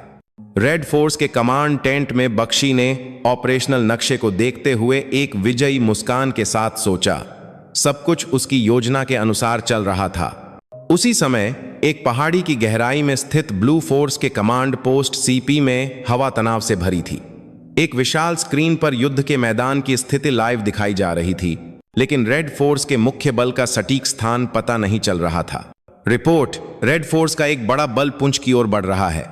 नहीं सर, अभी पकड़े गए संचार के अनुसार दुश्मन का मुख्य बल राजौरी के दक्षिण में एक पहाड़ी पर जमा हो रहा है। विरोधाभासी रिपोर्टों से ब्लू फोर्स का कमांड पोस्ट भ्रमित था। 8वीं डिवीजन के कमांडर ने अदिति पर दबाव डाला कि वह जल्द से जल्द कोई फैसला लें। सबकी नजरें सीपी में सबसे ऊंची जगह पर बैठकर स्थिति को देख रहीं लेफ्टिनेंट जनरल अदिति और कर्नल विक्रम सिंह राणा पर थीं। कर्नल राणा का चेहरा सख्त था। वह बख्शी की चाल को समझ रहे थे। यह एक क्लासिक ध्यान भटकाने वाली रणनीति थी, लेकिन कौन सा हमला असली है और कौन सा धोखा, यह तय करने के लिए पर्याप्त सबूत नहीं थे। अगर उन्होंने जल्दबाजी में मुख्य बल को हिलाया तो वे एक ऐसे जाल में फंस सकते थे जिससे निकलना नामुमकिन होता। उनकी पीठ पर ठंडा पसीना बह रहा था। उनकी खुद की जांची और सुधारी गई आक्रामक रक्षा योजना पहली ही परीक्षा में विफल होने के कगार पर थी। तभी चुप्पी साधे हुए अदिति ने धीमी आवाज में कहा, कर्नल बख्शी ने पुरानी किताबें बहुत ध्यान से पढ़ी हैं। वह अपनी जगह से उठीं और स्क्रीन के पास गईं। उनकी नजरें सैनिकों की हरकतों पर नहीं, बल्कि स्क्रीन के कोने में दिखाए जा रहे छोटे छोटे डेटा पर थीं। खुफिया विभाग, रेड फोर्स के क्षेत्र का मौसम और रेडियो तरंगों का डेटा स्क्रीन पर दिखाओ। मेजर प्रिया शर्मा, आपकी टीम द्वारा विश्लेषण किया गया रेड फोर्स का सोशल मीडिया बज और नागरिक संचार नेटवर्क के उपयोग का पैटर्न फिर से रिपोर्ट करो। इस अचानक दिए गए आदेश से स्टाफ अधिकारी हैरान थे, लेकिन उन्होंने तुरंत आदेश का पालन किया। स्क्रीन पर जटिल ग्राफ और आंकड़े दिखाई देने लगे। अदिति उन्हें ऐसे देख रही थीं जैसे कोई गणितज्ञ एक जटिल समीकरण का हल ढूंढ रहा हो। कुछ देर बाद उन्होंने लेजर पॉइंटर से नक्शे पर एक बिंदु की ओर इशारा किया।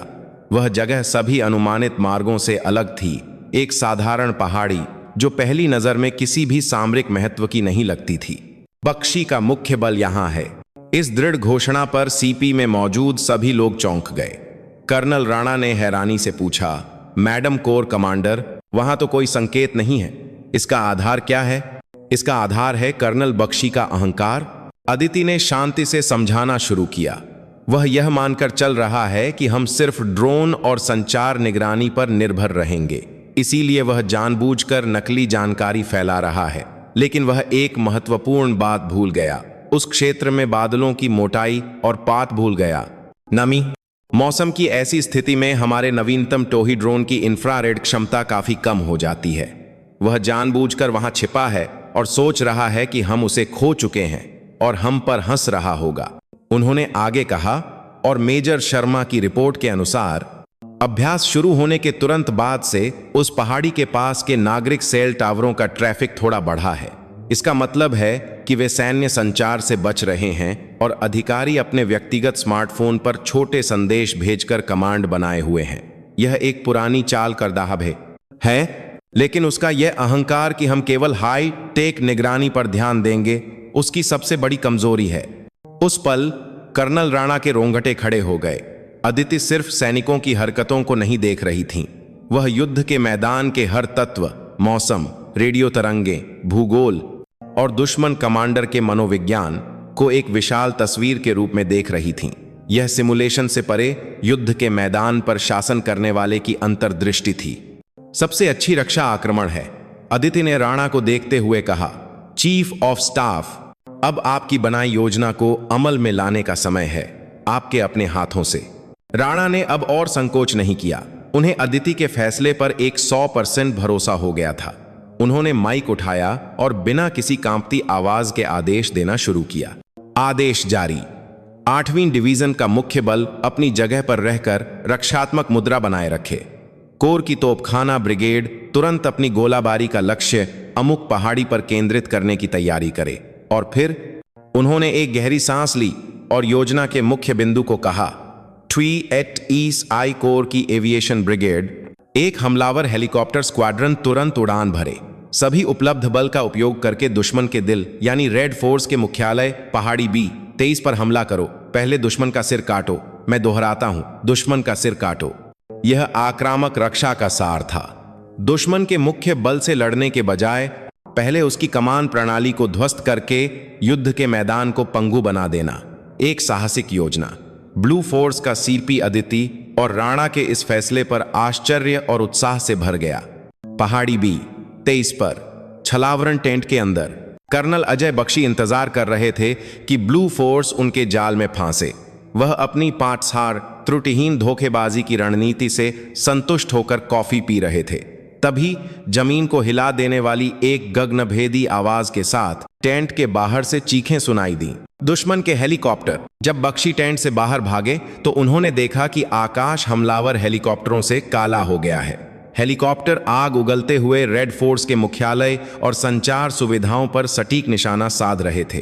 पलक झपकते ही सब कुछ तहस नहस हो गया। यह नहीं हो सकता, उन्हें हमारी लोकेशन कैसे पता चली? बख्शी हताश होकर जमीन पर बैठ गए। उनके सिर के ऊपर एक जोरदार धमाके के साथ प्रशिक्षण का धुआं वाला गोला फटा और रेड फोर्स मुख्यालय के सफाये का संकेत देने वाला रेफरी का झंडा लहराया। उन्हें अपनी हार स्वीकार करनी पड़ी। उनका इस्पाती अहंकार और पुरानी रणनीति बर्फ की कोर कमांडर के आग के हथौड़े के सामने चकनाचूर हो गई थी। अभ्यास ब्लू फोर्स की शानदार जीत के साथ समाप्त हुआ। अदिति की आक्रामक रक्षा की अवधारणा सिर्फ एक सिद्धांत नहीं, बल्कि आधुनिक युद्ध में जीत के लिए सबसे प्रभावी रणनीति साबित हुई। अभ्यास के बाद सभी कमांडरों की बैठक में अदिति हार से सिर झुकाए खड़े कर्नल बख्शी के सामने खड़ी हुई।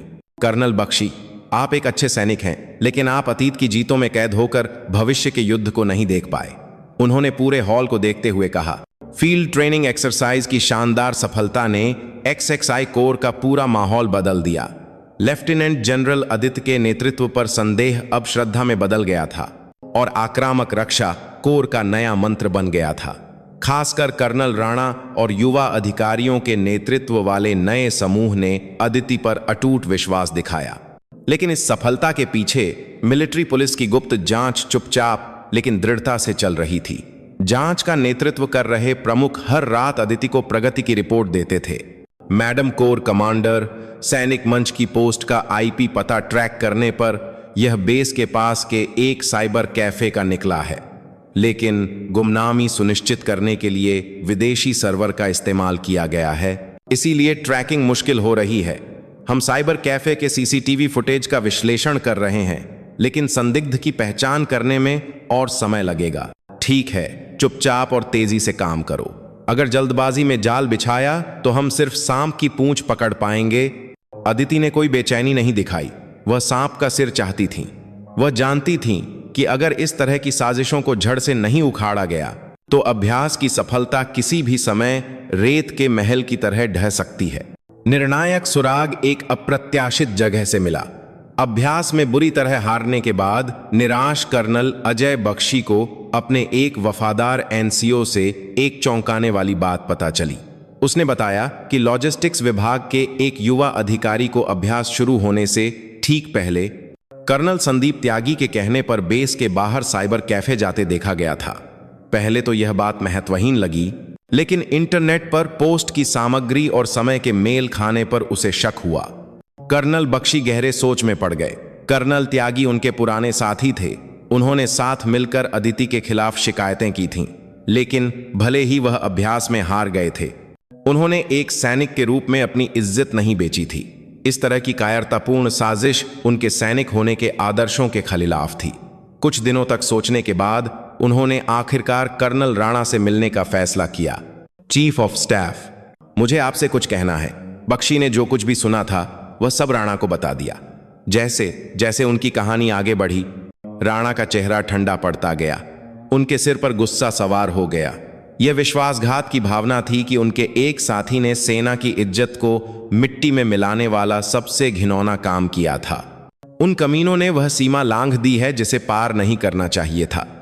राणा ने तुरंत मिलिट्री पुलिस प्रमुख को बुलाया। बख्शी की जानकारी मिलने के बाद मिलिट्री पुलिस ने जांच का दायरा तेजी से छोटा कर दिया।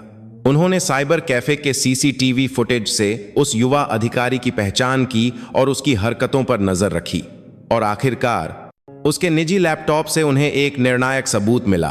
कर्नल संदीप त्यागी के साथ मैसेंजर पर हुई बातचीत में त्यागी द्वारा पोस्ट का ड्राफ्ट भेजते हुए और कोई भी निशान न छोड़ने का निर्देश देते हुए साफ साफ लिखा था। सारे सबूत मिलने के बाद अदिति ने कोई देरी नहीं की। उन्होंने अगले दिन सुबह कोर के सभी प्रमुख कमांडरों और स्टाफ अधिकारियों की एक आपातकालीन बैठक बुलाई। बैठक कक्ष की हवा पहले से कहीं ज्यादा भारी थी। सबने सोचा था कि यह अभ्यास की समीक्षा से संबंधित बैठक होगी, लेकिन एक कोने में मिलिट्री पुलिस प्रमुख और जांचकर्ताओं को देखकर उन्हें एहसास हो गया कि कुछ गंभीर होने वाला है। बैठक शुरू होते ही अदिति ने बिना किसी भूमिका के स्क्रीन पर सैनिक मंच की पोस्ट दिखा दी। इस पोस्ट को कोई नहीं भूल सकता। पिछले कुछ हफ्तों से इसने XXI कोर की इज्जत को दागदार किया और हमारी कमान प्रणाली को हिलाकर रख दिया। उन्होंने धीरे धीरे बैठक कक्ष में नजर दौड़ाई। जिन अधिकारियों से उनकी नजरें मिलीं, सबने सिर झुका लिया। मैंने यह फैसला किया कि यह पोस्ट सिर्फ एक शिकायत नहीं, बल्कि एक स्पष्ट उद्देश्य के साथ की गई साजिश है। इसीलिए मैंने मिलिट्री पुलिस को जांच का आदेश दिया। मिलिट्री पुलिस प्रमुख, जांच के नतीजे रिपोर्ट करें। मिलिट्री पुलिस प्रमुख ने खड़े होकर एक दृढ़ आवाज में जांच के नतीजे बताना शुरू किया। IP ट्रैकिंग से लेकर मैसेंजर बातचीत के निर्णायक सबूत तक जैसे जैसे सब कुछ सामने आया, बैठक कक्ष की हवा और भी ठंडी होती गई। अंत में जब मिलिट्री पुलिस प्रमुख ने पोस्ट करने वाले युवा अधिकारी और उसके पीछे सब कुछ निर्देशित करने वाले व्यक्ति के रूप में कर्नल संदीप त्यागी का नाम लिया, तो सबकी नजरें उसकी ओर घूम गईं। कर्नल त्यागी का चेहरा पीला पड़ गया था। उसने कांपती आवाज में सफाई देने की कोशिश की। यह एक गलतफहमी है मैडम कोर कमांडर, यह सब मनगढ़ंत है। मैंने यह नहीं किया। मनगढ़ंत? अदिति ने ठंडे स्वर में पूछा। उन्होंने एक जांचकर्ता को इशारा किया। जांचकर्ता ने लैपटॉप पर मैसेंजर बातचीत की ऑडियो फाइल चलाई। फाइल में कर्नल त्यागी की आवाज साफ सुनाई दे रही थी, जिसमें वह युवा अधिकारी को निर्देश दे रहे थे। प्री एम्प्टिव स्ट्राइक वाली बात जरूर डालना, तभी लोग डरेंगे, समझे? अपनी ही आवाज बैठक कक्ष में गूंजते ही कर्नल त्यागी वहीं बैठ गए। अब कोई सफाई संभव नहीं थी। अदिति उसके पास एक कदम आगे बढ़ी। उनकी आवाज गुस्से से कांप रही थी, लेकिन वह अपनी भावनाओं को दबाने की कोशिश कर रही थी। कर्नल त्यागी, मैं मानती हूं कि आप मेरी नेतृत्व शैली से असंतुष्ट हो सकते हैं। एक सैनिक के रूप में अलग राय रखना आपका अधिकार और कर्तव्य है, लेकिन आपने एक जायज तरीके के बजाय सबसे कायरतापूर्ण और घिनौना तरीका चुना। आपने गुमनामी के पीछे छिपकर अपने साथियों दो से जायज तरीके के बजाय को बदनाम किया, इकाई का मनोबल गिराया और राष्ट्रीय सुरक्षा के अग्रिम मोर्चे XXI कोर को अंदर से तोड़ने की कोशिश की। उन्होंने एक पल रुककर सभी स्टाफ अधिकारियों को देखा। यह मुझ पर, अदिति सिंह राठौर पर व्यक्तिगत हमला नहीं है। यह हम सभी वर्दीधारियों की इज्जत पर हमला है और इस देश के लिए जिसकी हम जान देकर रक्षा करते हैं, एक स्पष्ट देशद्रोह है। मैं एक कोर कमांडर के रूप में इसे कभी बर्दाश्त नहीं कर सकती। उनकी घोषणा ने पूरे बैठक कक्ष को स्तब्ध कर दिया। कर्नल संदीप त्यागी को आज से उनके सभी पदों से हटाया जाता है। मिलिट्री पुलिस तुरंत उन्हें हिरासत में लेकर सैन्य कानून के तहत वरिष्ठ अधिकारी के अपमान और सैन्य अनुशासन भंग करने के आरोप में गिरफ्तार करे और कोर्ट मार्शल के लिए मुकदमा चलाए। मैं एक मिसाल कायम करूंगी ताकि सेना में फिर कभी इस तरह की कायरतापूर्ण साजिश न हो। यह एक मौत की सजा जैसा था। जब मिलिट्री पुलिस के जवान कर्नल त्यागी को घसीटते हुए ले जा रहे थे तो उसने आखिरी बार कर्नल अजय बख्शी की ओर चिल्लाया, तुम भी अजय, तुम भी तो शिकायत कर रहे थे, तुम क्यों शरीफ बन रहे हो? सबकी नजरें अजय बख्शी पर टिक गईं। बख्शी अपनी जगह से उठे और अदिति के सामने खड़े हो गए और उन्होंने गहरा झुककर कहा, माफ कीजिए मैडम कोर कमांडर, यह सच है कि मैंने भी आपकी नेतृत्व शैली पर असंतोष जताया था और निजी तौर पर अनुचित बातें की थीं। मैंने अभ्यास में आपको हराने का अहंकारी विचार भी किया था। मैं किसी भी सजा के लिए तैयार हूं। उन्होंने एक पल रुककर फिर से सिर उठाया, लेकिन मैंने एक सैनिक की इज्जत नहीं बेची। मैंने पीठ पीछे छुरा घोंपने का कायरतापूर्ण काम नहीं किया। मैं युद्ध के मैदान में अभ्यास में ईमानदारी से लड़ा और हारा, बस इतना ही। उनके सच्चे कबूलनामे से बैठक कक्ष में एक गंभीर शांति छा गई। अदिति कुछ देर तक चुपचाप उन्हें देखती रहीं। फिर उन्होंने धीमी आवाज में कहा, कर्नल बख्शी, एक सैनिक युद्ध के मैदान में जीत भी सकता है और हार भी सकता है। महत्वपूर्ण यह है कि वह कैसे लड़ता है। तुमने एक सैनिक की तरह लड़ाई लड़ी और एक सैनिक की तरह हार स्वीकार की। अपनी जगह पर जाओ। मैं तुम्हें इस अभ्यास की हार का बदला चुकाने का एक और मौका दूंगी। मैं उम्मीद करती हूं कि तुम्हारा वह अहंकार अब XXI कोर के काम आएगा। अदिति के फैसले ने सबको चौंका दिया। उन्होंने दोषी को बेरहमी से सजा दी, लेकिन जिसने अपनी गलती मानी और इज्जत बचाने की कोशिश की, उसे एक और मौका दिया।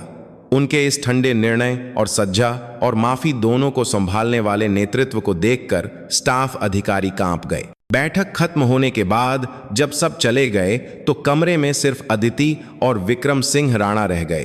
राणा एक जटिल भाव के साथ अदिति के पास आए। Madam corps commander, chief of staff, Aditi ने पहले कहा, तुम्हें याद है तुमने गलियारे में मुझसे क्या कहा था? राणा का चेहरा सख्त हो गया। मसाला चाय लाने वाली बात? अदिति के होठों पर एक हल्की मुस्कान आई।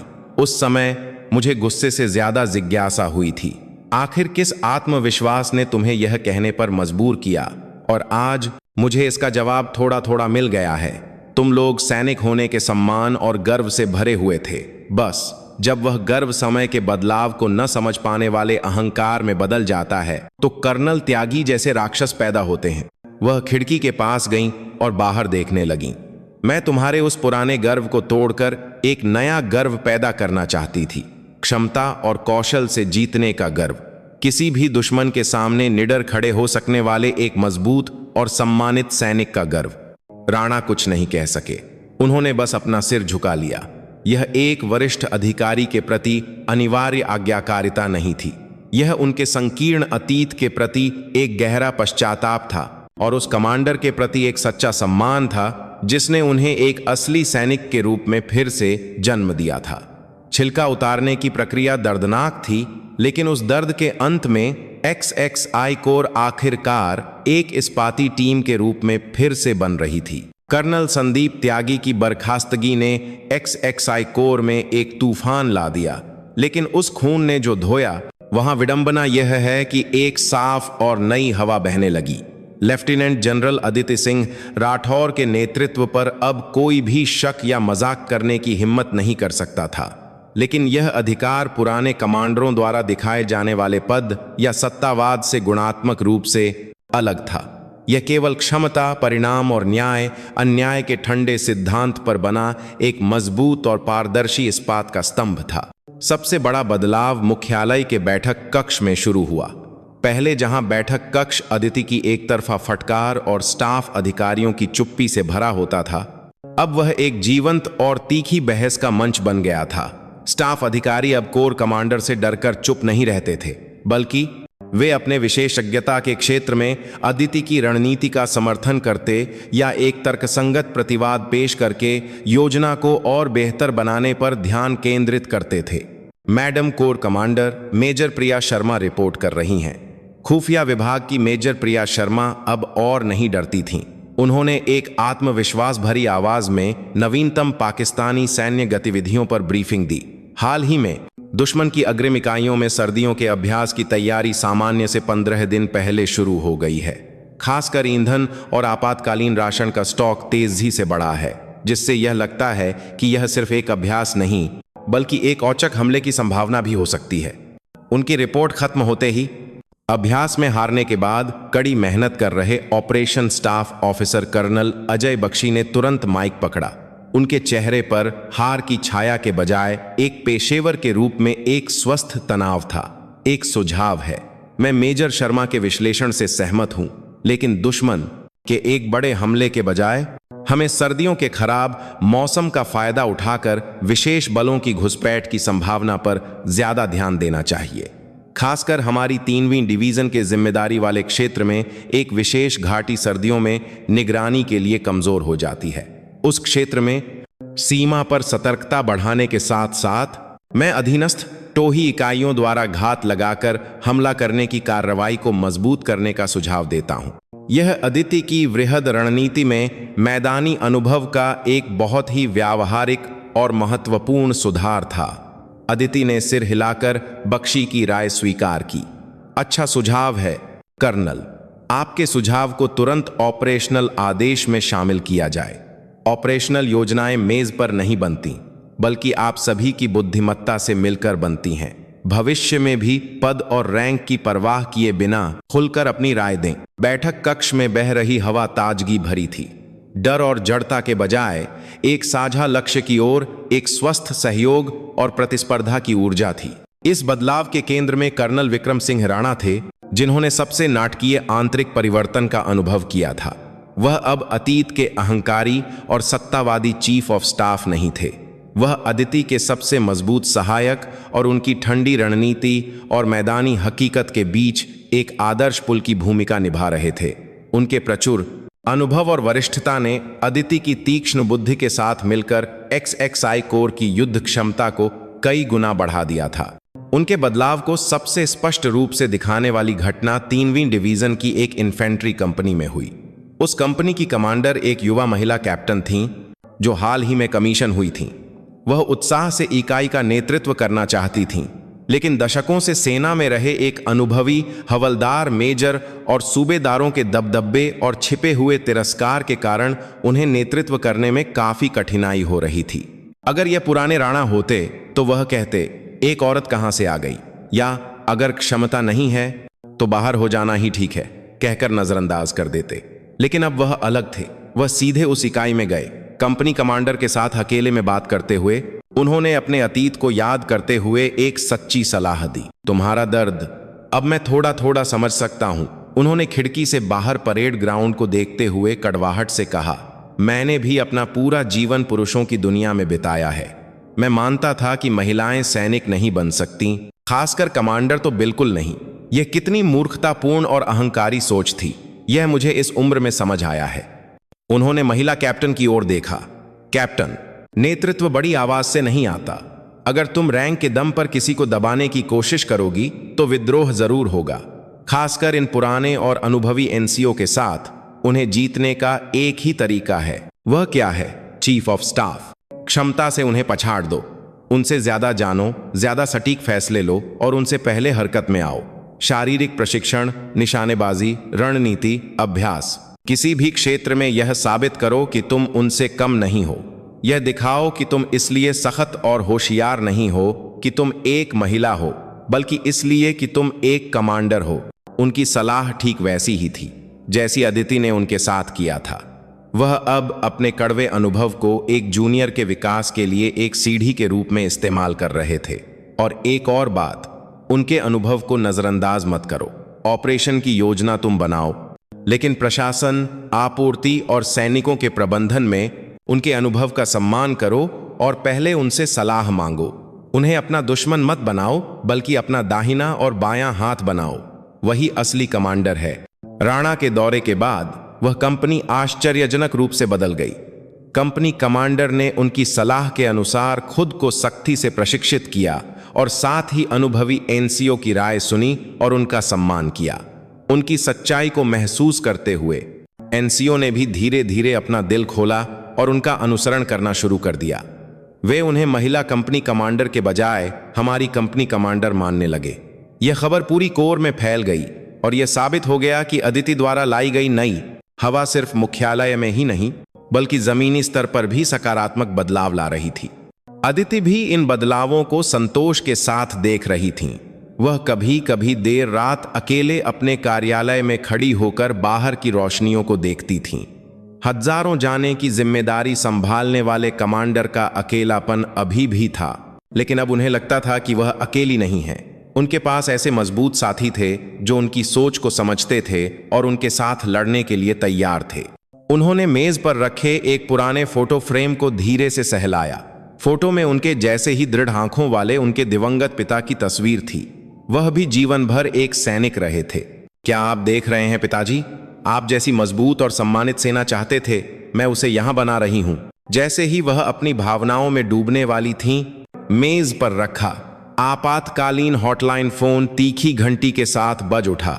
यह सेना मुख्यालय के कमांड कंट्रोल सेंटर से सीधी लाइन थी। उनके चेहरे से सारी भावनाएं गायब हो गईं और वह फिर से बर्फ की कोर कमांडर बन गईं। लेफ्टिनेंट जनरल अदिति, संचार स्पष्ट है। रिसीवर के दूसरी ओर से सेना मुख्यालय के ऑपरेशन प्रमुख की आवाज पहले से कहीं ज्यादा तनावपूर्ण थी। जनरल, अभी सैटेलाइट से खुफिया जानकारी मिली है। तुम्हारी कोर के सामने नियंत्रण रेखा के पार कुछ असामान्य हरकतें देखी गई हैं। यह सिर्फ सर्दियों के अभ्यास की तैयारी से कहीं ज्यादा है। विशेष सतर्कता और तैयारी की आवश्यकता है। जैसे कि XCI कोर में बह रही नई हवा से ईर्ष्या करते हुए उत्तर से आने वाली ठंडी और निर्मम युद्ध की आहट तेजी से नजदीक आ रही थी। सेना मुख्यालय की चेतावनी के महज 3 दिन बाद घटना घट गई, जब घना अंधेरा और बर्फीला तूफान नियंत्रण रेखा को ढके हुए थे। सुबह 3 बजे 3वीं डिवीजन की एक सीमा चौकी बॉब पर पाकिस्तानी सेना की एक टुकड़ी ने जानबूझकर नियंत्रण रेखा पार की और हमारी चौकी पर अंधाधुंध गोलीबारी शुरू कर दी। दुश्मन वास्तविक स्थिति, पूर्वी पहाड़ी से दुश्मन का हमला। एक संतरी की खून उगलती चीख के साथ शांत अग्रिम मोर्चा पल भर में गोलियों और धमाकों से दहल उठा। दुश्मन के औचक हमले में हमारा एक संतरी मौके पर ही शहीद हो गया और 2 गंभीर रूप से घायल हो गए। यह एक स्पष्ट और योजनाबद्ध सैन्य उकसावा था। XXI कोर का कमांड कंट्रोल सेंटर CP पल भर में एक युद्ध के मैदान में बदल गया। आपातकालीन सायरन कानों को फाड़ रहे थे और सभी स्टाफ अधिकारी और कमांडर अपनी जगहों पर तेजी से काम कर रहे थे।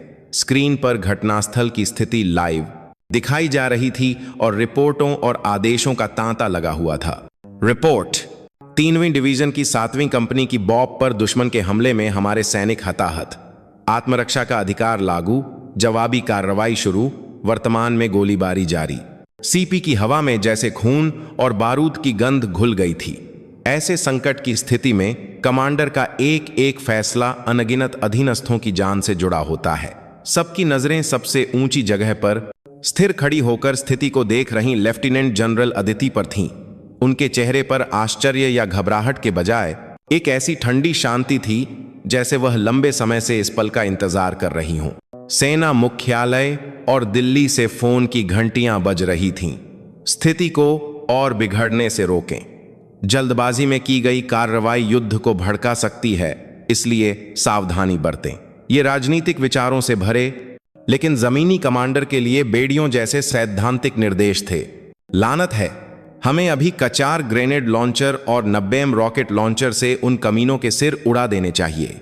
कर्नल विक्रम सिंह राणा ने गुस्से में मेज पर मुक्का मारा। अपने एक जवान के शहीद होने की खबर से उनकी आंखें लाल हो गई थीं। लेकिन अदिति अलग थीं। वह दुश्मन के हमले से ज्यादा उसके पीछे छिपे इरादे को पढ़ रही थीं। खुफिया विभाग, दुश्मन के संचार की निगरानी का डेटा फिर से जांचो। क्या इस हमले से जुड़ी उनकी किसी बड़ी इकाई में कोई असामान्य हरकत है? मेजर प्रिया शर्मा, दुश्मन के उन निगरानी उपकरणों और UAV ड्रोन के संभावित ठिकानों का विश्लेषण करो जो हमारी जवाबी कार्रवाई पर नजर रख रहे होंगे। वह सामने लगी आग को बुझाने की जल्दी में नहीं थीं। वह एक बड़ी तस्वीर यानी दुश्मन के जाल से सावधान थीं। उनके दिमाग में हजारों संभावनाएं चल रही थीं। यह कोई आकस्मिक झड़प नहीं है। यह उनकी और टॉमसिक कोर की प्रतिक्रिया क्षमता को परखने के लिए एक सोची समझी साजिश है। दुश्मन यह मानकर चल रहा होगा कि हम आनुपातिकता के सिद्धांत के अनुसार केवल झड़प वाले क्षेत्र में ही गोलाबारी करेंगे और वह उस पल का फायदा उठाकर एक बड़ा हमला करने की तैयारी में होगा। तभी कर्नल राणा उनके पास आए और ऑपरेशनल नक्शे पर एक बिंदु की ओर इशारा किया। यह एक मैदानी कमांडर के रूप में उनके अंतर्ज्ञान के चमकने का क्षण था। मैडम कोर कमांडर, कुछ गड़बड़ है।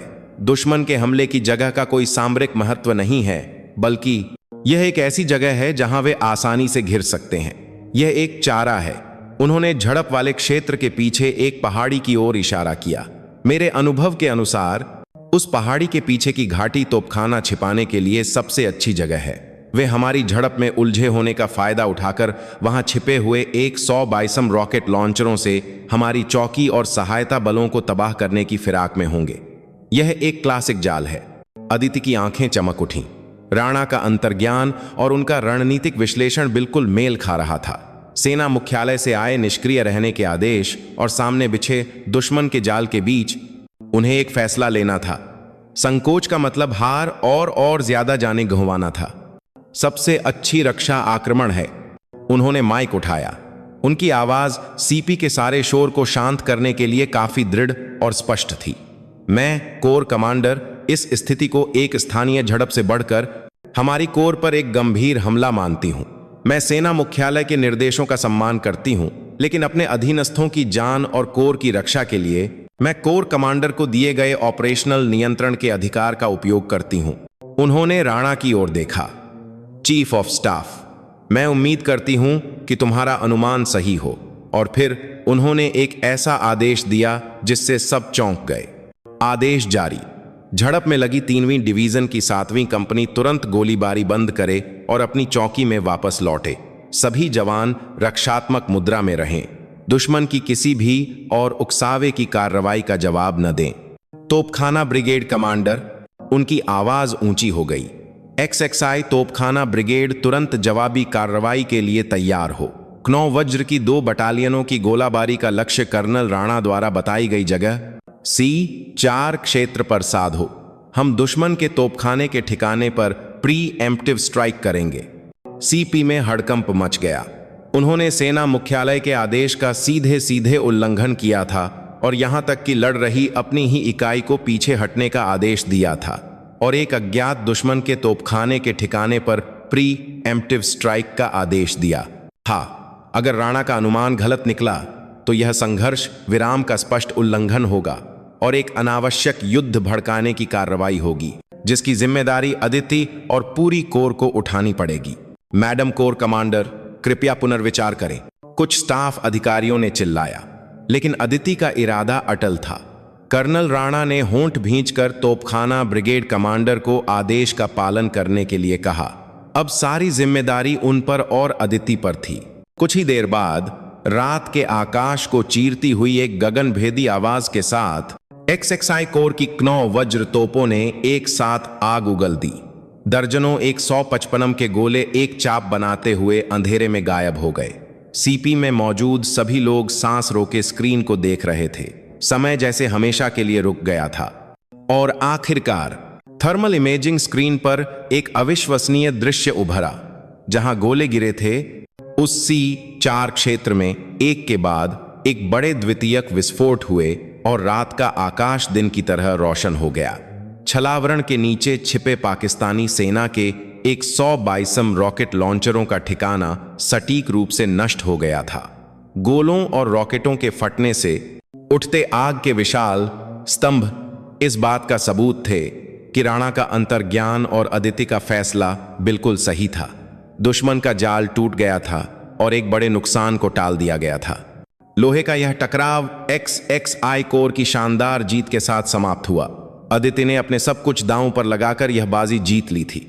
उन्होंने एक बार फिर साबित कर दिया कि आधुनिक युद्ध में जीत पुरानी किताबों और राजनीतिक दबाव के आगे झुकने से नहीं, बल्कि सटीक जानकारी, दुश्मन के इरादों को भेदने वाली अंतर्दृष्टि और अपने अधीनस्थों की जान बचाने के लिए कमांडर के दृढ़ संकल्प से मिलती है। XXI कोर के प्री एम्प्टिव स्ट्राइक ने पूरे भारत को हिला दिया। शुरुआत में सेना मुख्यालय और दिल्ली से फटकार की बौछार हुई। आदेश की अवहेलना और अति प्रतिक्रिया की आलोचना के साथ लेफ्टिनेंट जनरल अदिति पर अनुशासनात्मक कार्रवाई की बात भी उठी। लेकिन जब नियंत्रण रेखा के पार हुए द्वितीयक विस्फोटों के वीडियो और यह तथ्य सामने आया कि पाकिस्तान ने इसके बाद सभी उकसावे बंद कर दिए और चुप्पी साध ली, तो जनमत तेजी से बदल गया। उन्हें एक ऐसे नायक के रूप में सराहा जाने लगा जिसने एक बड़े युद्ध के खतरे को टाला था। अदिति के फैसले को मनमानी नहीं बल्कि एक मास्टर स्ट्रोक के रूप में फिर से आंका गया और उनका नाम एक किंवदंती बन गया। संकट को सफलतापूर्वक संभालने के बाद अदिति सबसे पहले उस बॉब पर गईं जहां हमारा जवान शहीद हुआ था। कोर कमांडर का यह दौरा निराश सैनिकों का मनोबल बढ़ाने और यह संदेश देने के लिए महत्वपूर्ण था कि शीर्ष कमांडर उनके साथ हैं। कर्नल विक्रम सिंह राणा एक चीफ ऑफ स्टाफ के रूप में उनके साथ थे। अग्रिम मोर्चे की कंटीली बाढ़ का निरीक्षण करते समय दोनों के बीच शब्दों की जरूरत के बिना एक मजबूत विश्वास और कमराडरी सहोदरता का भाव था। मिशन पूरा करके कोर मुख्यालय लौटते समय उनका वाहन एक संकरे रास्ते पर धीरे धीरे चल रहा था, जहां से नियंत्रण रेखा साफ दिखाई देती थी। तभी कर्नल राणा अपनी दूरबीन से अनजाने में ही उत्तर की ओर की पहाड़ियों को देख रहे थे। यह दशकों से उनके शरीर में बसी एक सैनिक की सहज आदत थी। जब वह सोच रहे थे कि सर्दियों की धूप कितनी तेज है, तभी उनकी आंखों में कुछ चमका। सैकड़ों मीटर दूर उत्तर की ओर एक पहाड़ी की झाड़ियों में से एक पल के लिए परावर्तित हुई रोशनी। यह राणा की नसें तन गईं। यह किसी चट्टान या पत्ते से परावर्तित प्राकृतिक प्रकाश नहीं था। यह एक स्नाइपर के दूरबीन के लेंस से परावर्तित होने वाली चमक थी।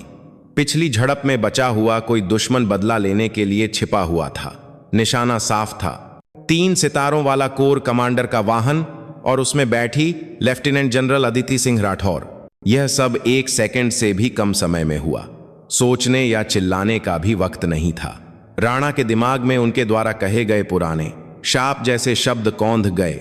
औरत की औकात में रहना सीख, उसे नजरअंदाज करने और उससे नफरत करने की अपनी छवि, और फिर उसका चेहरा जिसने उन पर भरोसा करके कोर का सबसे महत्वपूर्ण काम सौंपा था। एक कमांडर का चेहरा जिसने अपनी अदम्य क्षमता से उन्हें जगाया था, और अंत में एक साथी का चेहरा जिसने उन्हें एक असली सैनिक के रूप में फिर से जन्म दिया था। चुनाव स्पष्ट था। नीचे राणा चीखते हुए अपनी सीट से उछले और बगल में बैठी अदिति के ऊपर कूद पड़े। जैसे ही उनके विशाल शरीर ने उसे वाहन के फर्श पर धकेला, एक जोरदार धमाके के साथ वाहन का बुलेट प्रूफ शीशा मकड़ी के जाले की तरह चटक गया। धाई, स्नाइपर की गोली ठीक उस जगह पर लगी जहां अदिति का सिर था और अदिति को ढके हुए कर्नल राणा के बाएं कंधे में गहराई से धंस गई। आह! एक जबरदस्त झटके और मांस फटने के दर्द ने उनके पूरे शरीर को चीर दिया। राणा के कंधे से खून का फव्वारा फूट पड़ा। वाहन तेजी से रुका और सुरक्षाकर्मी तुरंत बाहर निकलकर जवाबी कार्रवाई करने लगे। स्थिति जल्द ही संभल गई, लेकिन वाहन के अंदर खून और बारूद की गंध भर गई थी। अदिति बड़ी मुश्किल से राणा के शरीर के नीचे से निकली। उनका चेहरा और वर्दी उसके खून से लाल हो गए थे। बर्फ की कोर कमांडर कहलाने वाली उसके चेहरे पर पहली बार घबराहट, सदमा और एक मानवीय डर दिखाई दिया। चीफ ऑफ स्टाफ, होश में रहो चीफ ऑफ स्टाफ, वह घबराहट में चिल्लाईं और अपनी वर्दी फाड़कर उसके कंधे पर खून रोकने की बेतहाशा कोशिश करने लगीं। राणा अत्यधिक खून बहने से बेहोश होते हुए भी दर्द से विकृत चेहरे से अदिति को देखने लगे, और फिर उन्होंने एक ऐसी हल्की कड़वी मुस्कान दी जो उन्होंने जीवन में कभी नहीं दी थी। मैडम कोर कमांडर, आप सुरक्षित हैं, यह अच्छी बात है, वह हाँफते हुए लगभग न सुनाई देने वाली आवाज में फुसफुसाए। इस तरह उस दिन की मसाला चाय का कर्ज चुकता हुआ। यह कहकर कर्नल विक्रम सिंह राणा बेहोश हो गए। उनके आखिरी शब्द उनकी सभी गलतियों को धोकर, अपनी जान देकर अपने कमांडर की रक्षा करने वाले एक सैनिक के सच्चे पश्चाताप का प्रमाण थे। मेडिकल इवैक्यूएशन हेलीकॉप्टर धूल उड़ाता हुआ आपातकालीन लैंडिंग कर रहा था। स्ट्रेचर पर हेलीकॉप्टर में ले जाए जा रहे राणा को अदिति खून से सने हाथों को भींचकर असहाय देखती रहीं। उनकी आंखों से कुछ गर्म बह निकला। यह ठंडी बर्फ के पिघलने से निकला। एक इंसान का आंसू था। वह अब अकेली नहीं थीं। उन्हें एक ऐसा सच्चा साथी मिल गया था जो उनकी पीठ की रक्षा के लिए अपनी जान भी दे सकता था, और इसकी कीमत बहुत ज्यादा थी। आकाश की ओर देखती हुई उनकी आंखों में दुख से परे एक नए कर्तव्य को सौंपने वाली नियति के प्रति एक निर्मम संकल्प फिर से चमक रहा था। आर्मी हॉस्पिटल, कमांड हॉस्पिटल के ऑपरेशन थिएटर के बाहर ठंडी फ्लोरोसेंट रोशनी के नीचे लेफ्टिनेंट जनरल अदिति सिंह राठौर बिना हिले डुले खड़ी थीं। उनकी वर्दी पर अभी भी कर्नल राणा का खून गहरे लाल धब्बों में सूख गया था। ऑपरेशन शुरू हुए 4 घंटे से ज्यादा हो चुके थे। ऑपरेशन जारी है कि लाल बत्ती उन्हें एक इखार कर दोती स्नाइपर के स्कोप की तरह महसूस हो रही थी जो उनके दिल पर निशाना साधे हुए हो। उनके पास खबर सुनकर दौड़े आए कर्नल अजय बख्शी और मेजर प्रिया शर्मा उदास चेहरों के साथ खड़े थे। किसी की भी कोर कमांडर से बात करने की हिम्मत नहीं हो रही थी।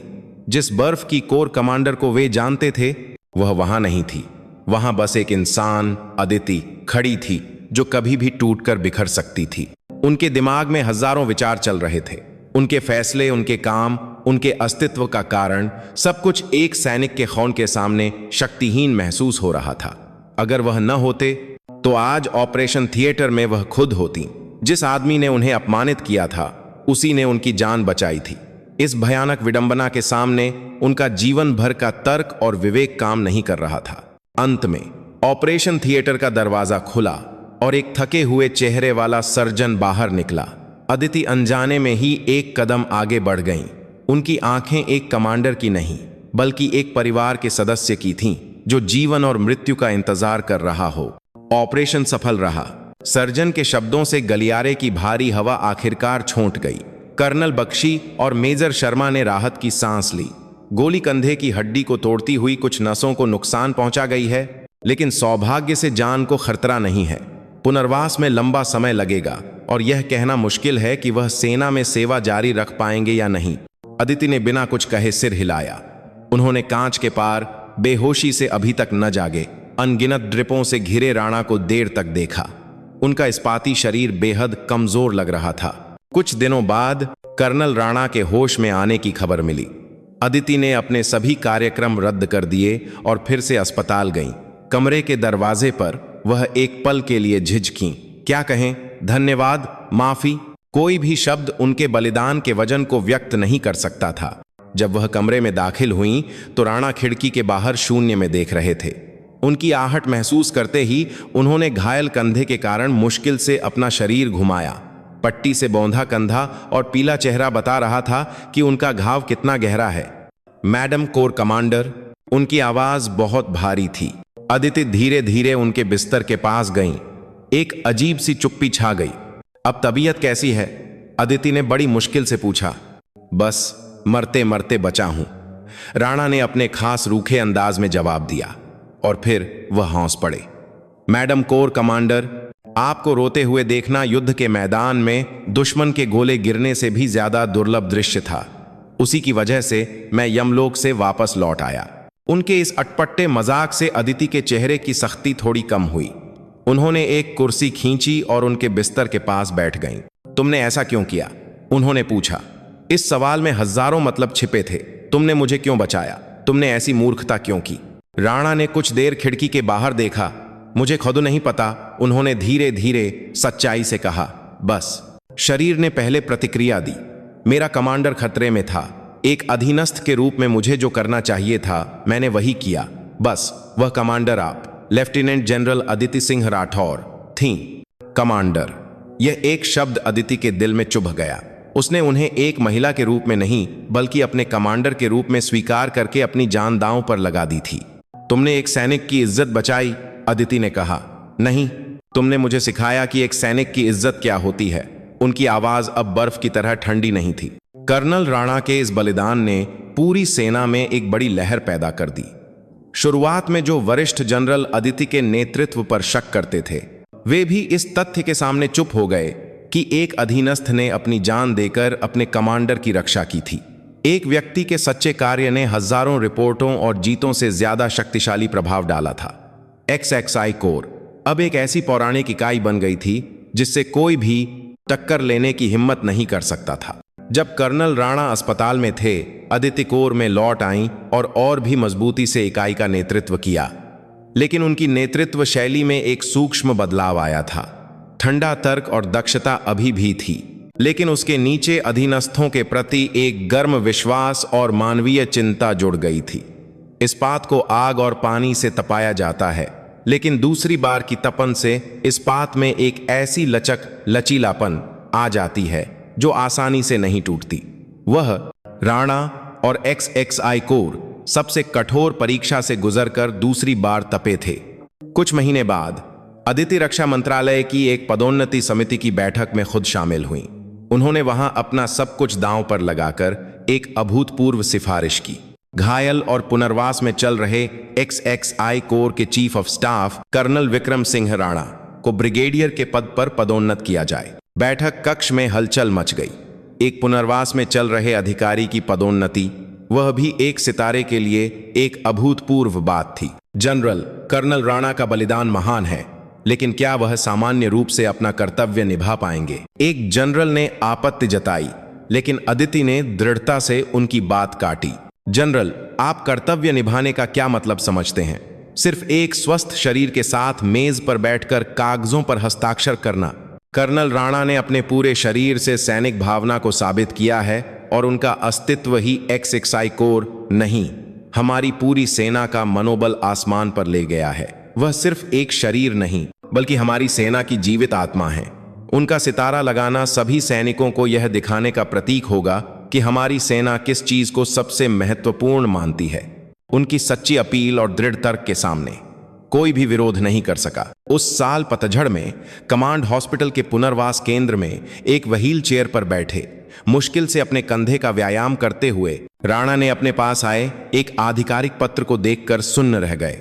आदेश, कर्नल विक्रम सिंह राणा को ब्रिगेडियर के पद पर पदोन्नत कर XXI तोपखाना ब्रिगेड का कमांडर नियुक्त किया जाता है।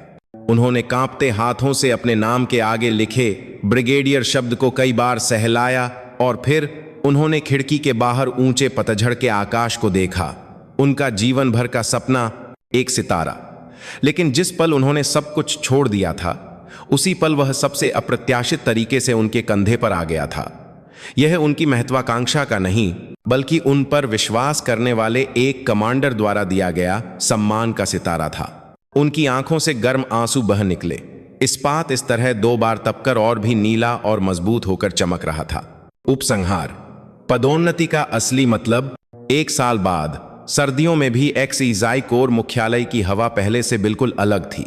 सख्त अनुशासन के बीच एक जीवंत ऊर्जा और आपसी सम्मान का माहौल था।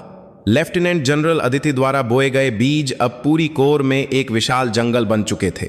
XXI कोर सबसे पसंदीदा और सबसे मजबूत इकाई का पर्याय बन गई थी। अदिति अभी भी XXI कोर कमांडर के रूप में लोहे जैसी सुरक्षा व्यवस्था का नेतृत्व कर रही थीं। उनकी आक्रामक रक्षा की अवधारणा सेना की मानक रणनीति बन गई थी और उनके नेतृत्व का मामला राष्ट्रीय रक्षा अकादमी में एक अनिवार्य विषय बन गया था। उस दोपहर अदिति मुख्यालय की दूसरी मंजिल के गलियारे में चल रही थीं। वही जगह जहां सब कुछ शुरू हुआ था। उनकी आंखों में एक परिचित फिर भी नया दृश्य आया। एक नए नियुक्त ऑपरेशन स्टाफ ऑफिसर एक युवा महिला कैप्टन के साथ गलियारे में खड़े बात कर रहे थे। कैप्टन, तुम्हारी हालिया रिपोर्ट दुश्मन के तोपखाने के ठिकानों के पुनर्विन्यास की संभावना बहुत सटीक थी। सेना मुख्यालय में भी इस पर ध्यान दिया गया है। सीनियर्स की परवाह किए बिना ऐसे ही आत्मविश्वास से काम करती रहो। स्टाफ ऑफिसर की आवाज में प्रोत्साहन और विश्वास था। महिला कैप्टन ने एक उज्जवल मुस्कान के साथ कहा, धन्यवाद सर, मैं और मेहनत करूंगी, और सलामी दी। पूर्वाग्रह और अपमान के बजाय सम्मान और प्रोत्साहन का एक दृश्य। अदिति चुपचाप उनके पास से गुजर गईं। उनके होठों पर अनजाने में ही एक गर्म मुस्कान फैल गई। कोर कमांडर के कार्यालय के सामने कोई उनका इंतजार कर रहा था। बायां कंधा अभी भी थोड़ा अप्राकृतिक लग रहा था, लेकिन वह किसी से भी ज्यादा रौबदार और आत्मविश्वासी दिख रहे थे। कंधे पर एक चमकता हुआ सितारा स्पष्ट था। XXI तोपखाना ब्रिगेड के कमांडर ब्रिगेडियर विक्रम सिंह राणा। उन्होंने अदिति को सलामी दी और फिर अपने हाथ में रखे 2 टेकआउट कप आगे बढ़ाए। मैडम कोर कमांडर, इस बार मसाला चाय नहीं है, लेकिन ब्रिगेडियर राणा के चेहरे पर एक शरारती मुस्कान थी। अदिति हौस पड़ी और उन्होंने उनके हाथ से गर्म कॉफी का कप ले लिया। ब्रिगेडियर, कॉफी ही ठीक रहेगी। दोनों एक साथ खड़े होकर कोर कमांडर के कार्यालय की खिड़की से बाहर फैले दृश्य को देखने लगे। उनकी नजरें उस शांतिपूर्ण भूमि पर थीं जिसकी रक्षा के लिए अनगिनत युवा अपनी जान देते हैं। पदोन्नति। एक समय जो व्यक्तिगत सफलता और महत्वाकांक्षा का प्रतीक था, वह शब्द अब यहां XXI कोर में एक बिल्कुल अलग अर्थ रखता था। यह पूर्वाग्रह से परे सच्ची समझ की ओर एक वैचारिक पदोन्नति थी। यह संघर्ष और विरोध से परे एक टीम बनने की संबंधों की पदोन्नति थी, और सबसे बढ़कर यह इस भूमि की रक्षा करने वाले एक सैनिक के रूप में सम्मान और गर्व की पदोन्नति थी। दोनों कमांडरों ने चुपचाप कॉफी पी। उनकी पीठ के पीछे आकाश पहले से कहीं ज्यादा ऊंचा और नीला था।